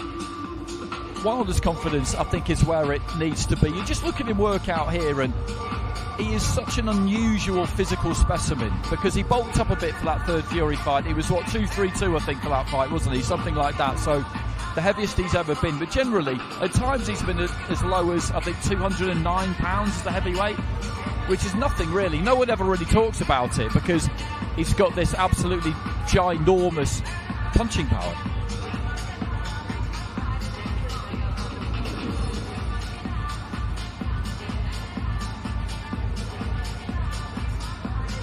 just the leverages and the reach that he's got, and as I described it, that kind of elasticity. It's all sinew, isn't it, and muscle on him. I mean, it's kind of, you know, I'm no biologist, I'm no scientist, but you just look at the pure mechanics of him, and I do find it kind of mesmerising. Oh, absolutely. I'll tell you this, Malik Scott as well. I've been watching a few of his interviews. He's a great talker, and he's been talking about Joseph Parker. And one thing that they are doing as a camp is that they are actually giving Parker his credit. Malik Scott thinks that Joseph Parker doesn't get anywhere near the credit he deserves, and he thinks that because they are acknowledging that, it actually gives Deontay Wilder an advantage because he's not underestimated him. No, and that's absolutely key. You know, you see it so many times when somebody goes into the ring with somebody who they don't really regard as a threat. It means you don't have that fear. It means that you don't train with the intensity that you need to have. And that's what happened to Tyson Fury against Francis Ngannou. Frank tells us that he was hard training every day, and I believe him. But if you're not doing that work really feeling like you're in for a tough night, then it's just not at the level that it needs to be. And if you go to the ring feeling like the person opposite you isn't capable of beating you, then you can have a problem, particularly if you don't get off to a great start. You can have a massive problem. Absolutely. Well, Andy, I think you are being asked by our producers to potentially go and interview somebody very, very shortly. We are watching Deontay Wilder in the ring, one of the heaviest hitters of all time, perhaps the heaviest hitter in heavyweight history, certainly in World Championship heavyweight history. Whatever he hits tends to fall. You see Otto Valin limbering up here, big task for him on Saturday night as well. But Otto Valin is also a very confident man. All these guys are confident, and it feels like when you talk actually to Otto Valin and you talk about his confidence, he's kind of like, well, duh. Yes, of course I'm confident. I'm going to be confident. He's been boxing his whole life. Yeah, of course, and you know this is part of the rigmarole of the beat of the game that we play during fight week, because we have to ask questions at times to which the answer for the person you're asking them to is incredibly obvious, but we have to ask them anyway. And I know that fighters and athletes in other sports that I've covered, they get frustrated with it sometimes. He hasn't. He's been great. No, he's been good. Sometimes they just don't really see the point of it, and I understand that. But every now and again, like I said, you do come across somebody and you ask them if they're confident and they give you an answer and you look at them and you don't actually believe them. So they are worth asking, those questions. Sometimes they're not appreciated hugely, but at other times they can be quite revealing.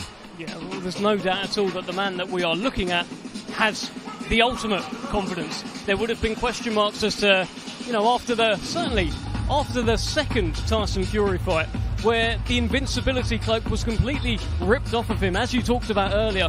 I think there were a few cracks in the first fight where Fury was able to get up. Hey, people don't really do that, and a lot of people said that Fury won. But in the second fight, in particular, Tyson Fury walked him down and stopped him. And then you think, okay, in the fight after that, have you still got that same killer instinct? Are you still that guy, Deontay? And hey, looks like he is. It does. When you lose to somebody twice, it's a problem, because when you lose the first time, you can think of something. Like I said earlier, in the ring, he said the best man won on the night. Then pretty soon afterwards, it was the heaviness of the costume took it out of his legs. Then it was glove tampering. Then it was all sorts of stuff. And I understood it, because that's what you need to do. Fighters need to find a reason why they've lost, even if deep down they know that it's nonsense, and cling to that, because the pure explanation of the other person being too good for you, that doesn't work if you're going to rematch them particularly. But if you then lose to them again, that's harder to explain, particularly when you put them down twice in a round and been on the brink, and then in the end you just couldn't quite get over the line. That's harder to explain. Anthony Joshua had the same thing with Alexander Usyk after the first fight. I fought the wrong fight. You know, it was an obvious thing to think, wasn't it? I fought the wrong fight. Second fight, and as I said, I do believe it's a performance that will age well. I think maybe the reason why we saw what we did in the ring at the end, where he took the microphone and said what he said, was because you don't have any answers at that point. You don't have any answers, and you know that you've been in with a really good fighter. And as Ross Amber said, you know, you feel like you're probably going to get hammered again for losing to a really good opponent. So consecutive defeats against the same person. They're tough. I mean, they're really tough to explain, but he must have found a way to get past it. We think he has, because he won that fight against Hellenius, and he feels like the same person, he sounds like the same person, but we won't really know until he's in a hard fight. Yeah, we've just seen his bomb squad, his trademark bomb squad, scream down the camera as he steps over the top rope.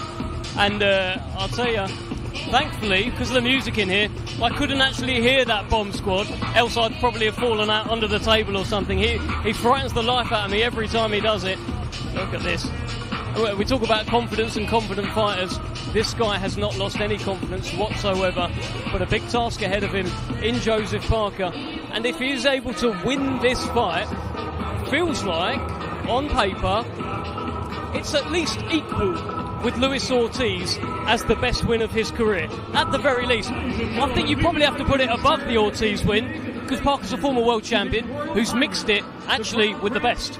Yeah, that was an interesting point you made earlier, actually, talking to David Higgins, and it wasn't one I'd really thought about as who's got the better wins, because Wilder had this mad succession of knockout wins and he was cleaning everybody out, and that's impressive. I don't care what anyone says, it's impressive. But at the same time, that was the criticism, wasn't it? It was who have you beaten, and why won't you kind of step up? And it was frustrating him because he agreed to go to Russia to fight Povetkin. I mean, he had to because it was the mandatory, but they lost the purse bid, so he was going to have to go to Russia, and he had no qualms about that whatsoever.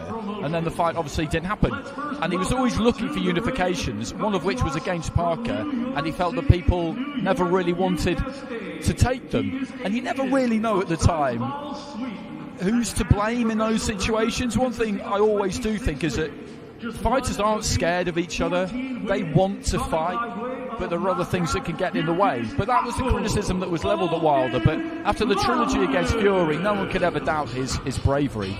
That's for sure. But he desperately needs this win. Absolutely that. And you talk about how Wilder, perhaps hasn't had the opportunities. I think he's been a bit unlucky at times. There was a period in his career, what you talked about there. He couldn't sign to fight Alexander Povetkin quick enough. He couldn't sign to go over to Russia and have that fight quick enough. Maybe he'd have knocked out Alexander Povetkin. Maybe he'd have done that, and then he would have got the respect earlier on in his career. But he thinks he's been unlucky. He thinks people have ran away from unification fights. I'm probably going to bring this up at the press conference because he said that actually about Joseph Parker. He says that he went to see that Gerald Washington fight, but he saw something he didn't like, and then he shied away from fighting Deontay Wilder, and look, he went on to fight Anthony Joshua in his unification. So he feels a tad hard done by.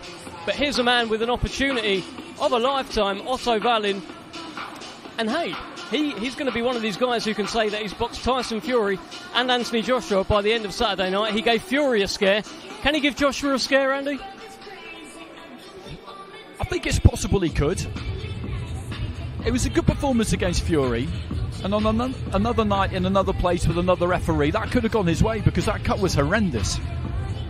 The referee needs to give the fighter every chance, and he needs to give the corner every chance to work on the cut in those kinds of situations. And in the USA, I think they do give you more of a chance than maybe they do in the UK. So that was definitely a scare for Fury that night, and that really put Otto Wallin on the map. And then the win against Kasiev recently, that's a really good win because that wasn't the script. Again, that wasn't supposed to happen. He was the away fighter, he took it, it was a gamble, and he got the win, and that's what's seen him end up here. But the reality is, he has not been, apart from Fury, in anything like the same level as Joshua, who's had that string of fights, 10, 11, 12 in a row of world title fights, taking on basically all comers. People point out the fact that he didn't fight Wilder. They point out the fact that, the unification or the fight against Fury wasn't made either. But as always, there are two sides to every story. It's very, very possible that Joshua will turn it on Saturday night and comprehensively beat Otto Valin, because actually when you look at their CVs and you look at what they've achieved, there is a big gulf between them. There absolutely is, and we talked briefly about this yesterday. Otto Valin has been talking up his chances. He has been talking down Anthony Joshua. He's talked about how Joshua has passed his peak, in his opinion. He's been alluding to mental frailties here and there. He said a lot of things that I don't think Team Joshua particularly like. But there's a chance here. Hey, maybe he's lit a fire in Anthony Joshua, and maybe he's talked himself into a bit of a beating on Saturday. That is possible. We were We were talking about this yesterday, weren't we? And that is possible, because if you're Joshua and you've operated at the level that he has, under the pressure and scrutiny that he's been under for such a long time, and then you have somebody who has not experienced that to anything like the same level, criticising your mentality and your mental fortitude, I wouldn't take too kindly to that either, because you just think to yourself, well, who are you to say? If somebody who's been at the same level as you levels that accusation at you, you're not going to like it either, and you're not going to accept it, but at the same time, you might be able to shrug it off a little bit easier. But as he said to us on Monday, there's lots of people on this card that have had lots of things to say about him. If they're on the same level as him, then, you know, he can entertain it. And he did say that he felt that Wallin was on his level because he's fighting him. If you look at their careers up to this point, he isn't actually, but he's afforded him that status, and correctly, because they're going to get into the ring together. He was really talking about Miller, wasn't he, basically, when he was saying that. Yeah. But I think he's played a good game, Valin, because he's looked to try and get under Joshua's skin, and the signs are that he may have done. Has he got the power to deter Anthony Joshua? Will we have that fear factor in there for AJ, or do you think AJ will just try and, with an early storm, get at him straight away? Will Anthony Joshua have enough respect for Otto Valin's punch power? Because he doesn't knock a lot of people out, Otto Valin. No, he doesn't, and I think all of them have respect for their opponent's punch power. But what you've got to do, and I've talked to a lot of fighters about this over the course of the last year or so, it's that word commitment. You have to commit. You have to commit with your feet, you have to hold your feet, you have to commit to the punch through the target. And that'll mean that sometimes you stay still and therefore hittable and open yourself for that split second longer. But if you're going to land a really meaningful shot, that's what you have to do. What I would love to see Joshua do is just take the middle of the ring and just establish that jab. Use that jab, those real solid fundamentals that he's always had. Because what he's always been is a really good finisher. Whenever he's got an opening, whenever he's had an opportunity, he's made that commitment and he's got the job done. He's not been this guy who's jumped all over people, this kind of wrecking machine. People have kind of invented that a bit, to be honest, when they talk about the old Joshua. But what he always did was he set things up behind the jab. He was nice and organised. He was nice and balanced. He had that little kind of like, you know, bob and glide as he would dip his knees and come in. And then he would just commit to throwing his punches. It's as simple as that, really. I make it sound simple. Sport, elite level sport, most of it's up here. He's got to make it simple. That seems to be the message. I think so, yeah. And I guess people talk about the old AJ, the early AJ against Dillian Whyte. You know, that was it feels like a different version where he was in there, he was poking his tongue out, he was having a bit of fun, he got into a fight and he knocked him out. Do you have any feeling that maybe that Anthony Joshua would have done better against Alexander Usyk by not overthinking it? I don't think so necessarily. I think the first fight was a real problem because I don't think the game plan was right in that first fight, and he ends up losing the fight. Ross was right. That was a pretty close fight through 8 rounds. I scored that in the end 117-111, so 9-3. He got into it in about rounds 5 and 6 from memory, Joshua. Did some good work to the body. And I had it 4-2 at that point. And then Usyk, I think, did what he does, which is provided a response and had a big 7th round and kind of semi-closed the door as Anthony just makes his way into the back of the arena now with Eddie Hearn by his side. And it will be interesting to see what we get from him today as well. But going back to that first fight, I think it was a problem because, you know, you lose the fight and then there are question marks. That second fight was close. I don't care what anyone says. I was there, I was ringside, it was close. Through 9 rounds, that was anyone's. It could have been 5-4 either way. And then Usyk again, you know, when he really needed to, bit down, did whatever it was that he needed to do, and he won those final 3 rounds, and therefore he won the fight. It was a clear winner in a close fight, is what we had there. Yeah, and there's no harm in losing. I mean, you know, there's no shame in losing to Alexander Usyk. And here is Deontay, the bronze bomber Wilder. Mr. Wilder, how are you, sir? What's going on? How y'all doing? It's a party up in here, man. It feels like a party. Come on, show us these moves. Oh, look at this. It's a little two-step. It's a little simple two-step. It's a happiness dance. Will you be dancing on Saturday night, Deontay? I definitely will be dancing on Saturday night and doing a little partying as well, baby. I can't wait. We up here in Saudi Arabia.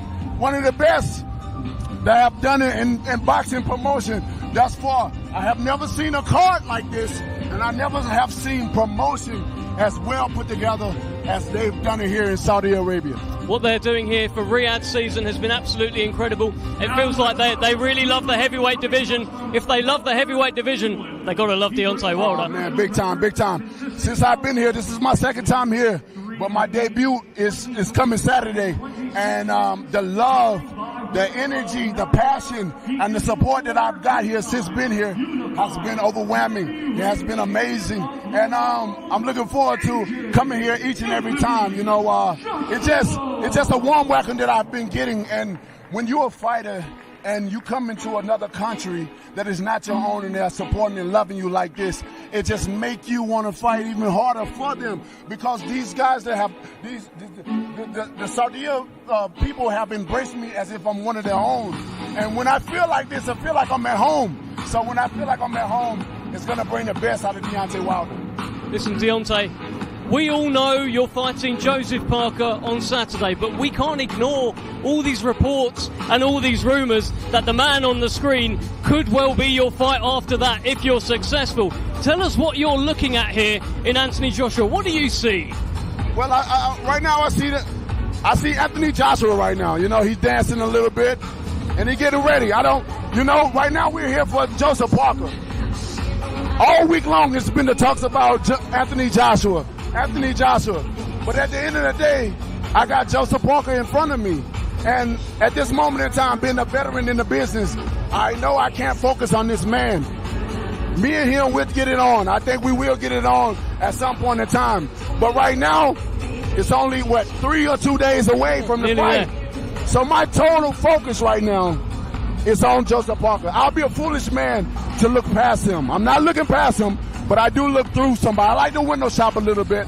But right now, my mind is solely on Joseph Parker, because all the theatrics, all the love and the energy and passion that have been given to me, it don't mean nothing if I don't get past Joseph Parker. It's been interesting listening to you this week, because it seems to me that you're slightly more philosophical these days. You speak a little bit differently, the subjects that you kind of address. I mean, where do you agree with that, or where do you think that has come from? Is that a result of having to, confront the defeats, or getting older, or what is it? I mean, it just come from, I'm still the same guy, but it just come from getting older. You get wiser. I got more children. I got, they're looking up to me. They're getting older. They understanding and realizing a lot of things. And one thing for sure, I'm happy. I'm the happiest I've ever been in life. And I have peace. When you have happiness and peace in your life, no matter what goes on, you're able to roll with the punches. You're looking at a man that got a statue. No boxer today can say they have a statue or a logistic one. So majority of my accomplishments has been set in stone within a statue. I have so many amazing things going on in my life. I can't complain at all. Every day you see a smile. I wear a smile on my face like a mask. So, and another thing I can't forget, ayahuasca. Ayahuasca has changed my life. Oh my God. Where I go to ayahuasca is in Costa Rica at Riyadh. It's a place called Riyadh. And I go there, me and my family. After this fight, I'm taking a couple of fighters, and my family is we're going to go back to ayahuasca. It's a beautiful journey. And if you haven't tried it, please do. I mean, we don't really have time to get into it completely, but I mean, I am interested. I do understand what it is to an extent. Is it supposed to be sort of purging or cleansing experience? Yes. Is that what it is? Yes. Many people get afraid of what they may see. But the saying is, you may not get what you want, but you will leave with what you need. Deontay, let me ask you this. Obviously, you've talked about how, you're completely focused on Parker. You're not even talking about this guy here, Anthony Joshua. But do you think he is completely focused on Otto Valin? I don't think so. I think it's more pressure on him than mine. Women lie, men lie, but numbers don't lie. I'm a knockout artist. So what I do, I go in and destroy guys. And The hype has been up, and it's been so long, you know, that people have been talking about me and him getting in the ring. And I think it's a lot of pressure on him than me. I'm content in life. I'm happy. A lot of people talk about how he responded to media. I had a lot of media come up to me today and ask me about his behavior. I said, y'all putting a lot of pressure on him. He got to focus on Otto Wallin because Otto Wallin is very 100% focused on him. And I don't know where Joshua's mind is. I'm not him. I don't know what he's thinking about. Maybe it's just all a facade, you know. Maybe he's ready. Maybe he's gonna be, when the time comes, he will prove a lot of people wrong. But at this moment in time, if I could encourage him and I could tell him something, I would tell him, don't worry about the talks. Don't even worry about me, brother. You got a fight come Saturday night. We got a fight come Saturday night. We must complete the task, complete the mission, and get the job done. And I would tell him, just stay focused. Don't worry about none of the talk.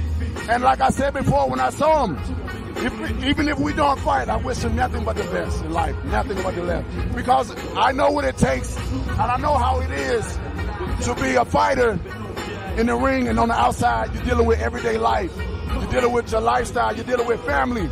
And you're dealing with people that come to you for help. Everybody comes to you with their problems. But sometimes we have nobody to go to and plug in and say, where do I get the strength and energy from? So I wish him nothing but the best, you know. And I'll leave it at that. We saw at the... he's already finished. We saw... Oh. Y'all got a lot of pressure on this man. I wish everybody would back off into it fights. You know? Do you feel sorry for him? I don't feel sorry for no man. I didn't. He asked to be here. Nobody make him come and fight. You know, this is what he chose to do.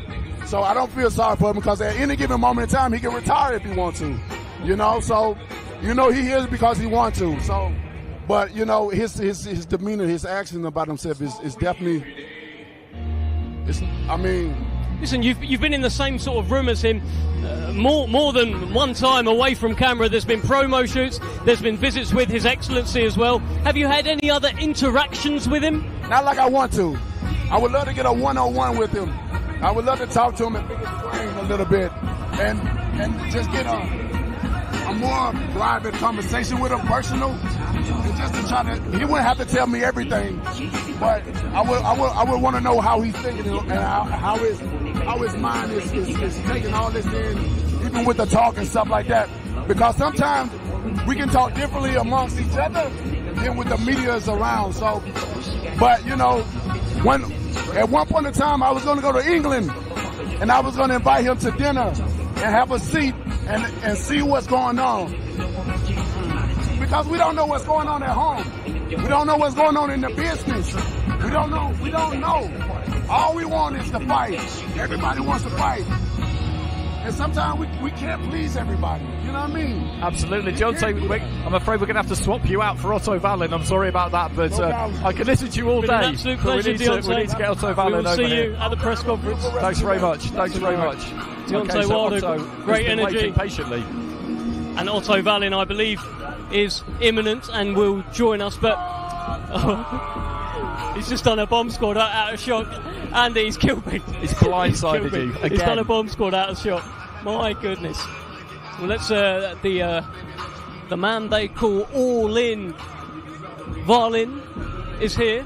He's close by. Deontay Wilder is getting a few photos, but here is Otto Valin, the man himself. Otto, how are you? I'm good, thanks. How are you? Yeah, very well, thanks. Enjoy your workout? Yeah, short and sweet, but it's all we need right now. It's been an interesting week. You know, we've really enjoyed listening to you speak during the course of the week. I was saying the same thing to you the other day. Do you think that people have been surprised by the personality that you've shown this week? I don't know. I haven't thought about that. I'm just, like I said, I think I said in the last interview, I just try to be myself. And that surprised some people. Well, okay, they didn't know me enough, I guess. But it's nice I'm here. I get to show myself. I'm going to showcase my skills on Saturday. Get to show a little bit more of my personality right now, I guess. Are you expecting an early storm, an early onslaught from Anthony Joshua on Saturday? I'm certainly ready for it, but I'm not expecting it, but I'm ready for it. I think that he can try, but he's going to start getting hit shots, and he doesn't like that, and then he revert back to whatever he's doing. Do you feel you've got the power to deter him? Definitely. I hurt Fury, I hurt Gassiev, I can hurt Joshua. What fights have you been watching of Anthony Joshua to help you prepare for your fight with him on Saturday? Well, over the years, we know each other pretty well from sparring and fighting in the amateurs. And for fights, I watched pretty much all of his fights when they happened. And then for this fight, of course, I watched Franklin, Helenius, Usyk, the 2 fights with Usyk, Ruiz, Charles Martin just before I came here. Pretty much all of his fights, to be honest. And my trainer, he's watching like a maniac too. He's watched more than me. Well, listen, that's a trainer that you've been with, your whole career as well. What's the sort of vibe in the camp? How good are you feeling heading into this? I feel great. I feel confident in myself, my team. So it feels great. I mean, we have a really good bond. We trust each other. I trust my trainers. They trust me. So I think that's very important. And it really helps when you're going into a fight like this, that you can really trust your trainer and your team. Do you feel like all of his attention is on you? Because, I don't know, you see him with Jarrell Miller, there's videos going around of them sort of having a bit of a chat. Everyone's talking about him, and there's been little interactions here and there. Do you feel like all of his attention is on you for Saturday? I don't know what's going through his mind, to be honest, but I like it. I like it a lot that Miller's going after him, and then you have Wilder and him talking and saying that they're going to fight. So I think that's perfect. You see what happened last time when Fury fought Ngannou. They had that Usyk and Fury fight that was going to take place now.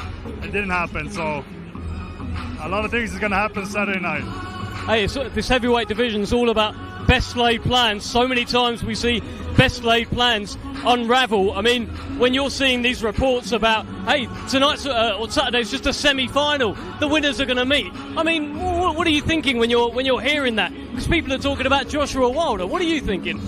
I'm not thinking about it too much. I just think it's to my advantage, to be honest, that maybe he's focusing on them, maybe not, but I think it's just to my advantage. And I'm just focusing on Joshua right now. I'm not thinking too far ahead. And a win for Otto Wallin, what does that mean? That means so much for me and my family, my team, my people in Sweden. This is going to be great. It's something we've been waiting for. It's fantastic. And then there's been all this talk about a rematch clause and things like that. And you said that maybe that exposes a little bit of maybe they're not that confident. Is that what you're thinking? Well, the story about the rematch clause, of course, they have that in the contract on his side. And then I hadn't spoken about it to anyone. And then all of a sudden, Eddie Hearn was speaking about it in an interview. Of course, I'm going to start getting questions about it. And I say my opinion. I say, I think it's silly. He's not the world champion anymore. The only reason why they would have a rematch clause is because they're scared of him losing, right? That's just my opinion. But then, oh my God, Eddie Hearn, he was just digging into me. He was, he hit me with pretty much everything but the kitchen sink, and he was really going after me. But, he kind of said that I won the lottery to be here. But I just want to tell him that I've been working very hard since I was 15 years old to be in this position. And I won 26 fights. I worked extremely hard. I sacrificed a lot to be here. And it's not the lottery why I'm here. I really earned to be here. Well, Andy Clark's gone off for a little walk, but I've got Gareth A. Davis here with me. And there's something about Otto Wallin this week. So calm, so confident, so relaxed. What have you seen from this man here? And what chance do you give him on Saturday? A lot of people are writing him off. Otto's got nothing to lose. He told me about 10 days ago. He's saying all the right things. He's got nothing to lose. He thinks Joshua's scared of fighting. Joshua's team are saying he's going to come out and throw his hands. You know that the longer you take him, the more uncomfortable you can make him. I think so, but don't they say that every fight that he's going to come out swinging and knocking the guy out? We heard that before, so no worries. He didn't show anything tonight, did he? He didn't show too much, but I've already seen enough. I don't need to see anything more. It must be amazing to be from a small village in Sweden where professional boxing wasn't even allowed when you turned pro, to be here in Riyadh on the biggest card ever. I'm just going to have to cut you off, Otto. We will come back to you. Andy Clark is currently with Anthony Joshua. Let's have a look at what he's got to say. So, Anthony, let's talk about the fight. People have been talking about all sorts this week. Otto Wallin's had a lot to say. Has he talked himself into even bigger trouble here? No, he's ready. He's ready. So am I. It's good. We were talking on Monday about rediscovering the knockout against Robert Helenius and how you've been attacking the pads in training. That knockout feeling, it must have been good to have it back. Yeah, 100%. I'm ready. I do want to hurt him, yeah. That's fact. Well, that's the business you're in. Exactly. There's no games here. I do want to hurt him. And what kind of problems do you feel like he could present? A lot of problems. But that's high-level competition. I won't kind of go over everything that I've been studying about him, but let's just say he's got a good mindset. He's spoken a lot, so you know where his head's at. He's game in it, and that'll be good enough for me. That's good enough to bring the best out of me. Do you feel like the older you get, the easier it is to deal with all the noise around fight week? Do you feel like the older and the more experience you get, the easier it is to deal with the noise? 100%. Yeah. This ain't fun for me. This is just work. What's going to be fun is Saturday night, getting my hand raised. That's what my heart, my soul, my whole being in existence right now is focused on, is just being successful Saturday. I really want to win. Really want to win. I mean, you've been focused in from an early stage this week. I'm just curious, just finally, at what point during the week does that switch really get flicked where you go into pure fight mode? Obviously, we're in training camp, but yeah, the switch when I came out here, I told everyone, like, with all due respect, don't bother me, like, because everyone else comes around we're a small team in training camp, then here it gets really busy. And I'm like, don't let too many people come around me because I don't want to lose sight of like what's important. All this is really nice, but this ain't for me. This is for the entertainment. This is for the viewers. This is for people that have come to Saudi to watch the night of boxing.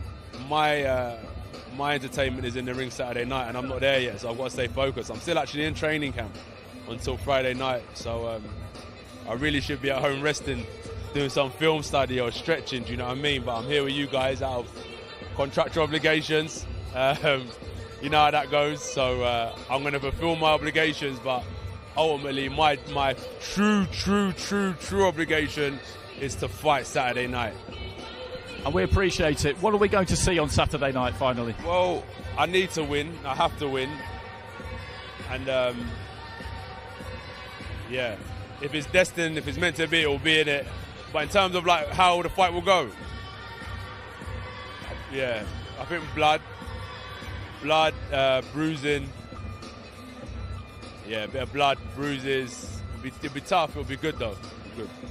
Okay, I'll let you go. Thanks for your time. Thank you so much. Yeah, God bless. Enjoy. Well, that was Anthony Joshua. We've just seen him on the screen there. I heard little bits of what he said, but one thing was very clear. He wants to win. He needs to win. How important is the win on Saturday for Anthony Joshua? Well, the win is really important. Every single thing he does is highly scrutinised. It has been for an entire decade. For me, though, it's how he wins and when he wins.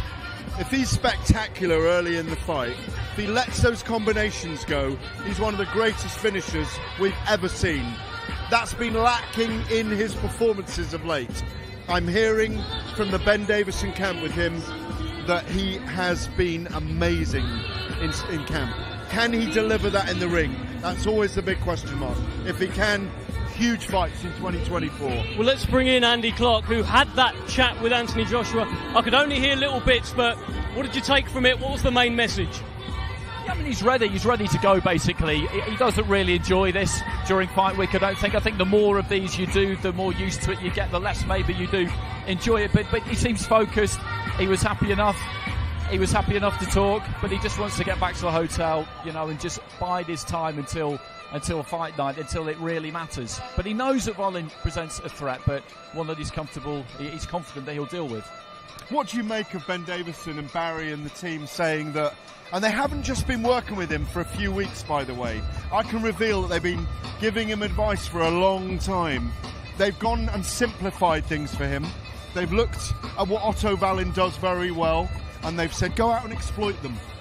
I would love it if they pull the trigger and they let him off the leash straight away. Yeah, I mean, keeping it simple is exactly what we feel he needs to do. The basic fundamentals, which he's always had, if he can execute them well, commit to them, then I think we could see a really good performance. It could well be. Andy, fantastic to have you. Thank you for doing that interview as well. Gareth, thank you so much. We are now going to close up. That is us, ladies and gentlemen. I mean, what a workout we've had here. What a week this is turning into in Riyadh. We are now just days away from the day of reckoning. Saturday night, one of the biggest, one of the best, one of the greatest shows ever put on in the history of boxing will take place. We can't wait for it.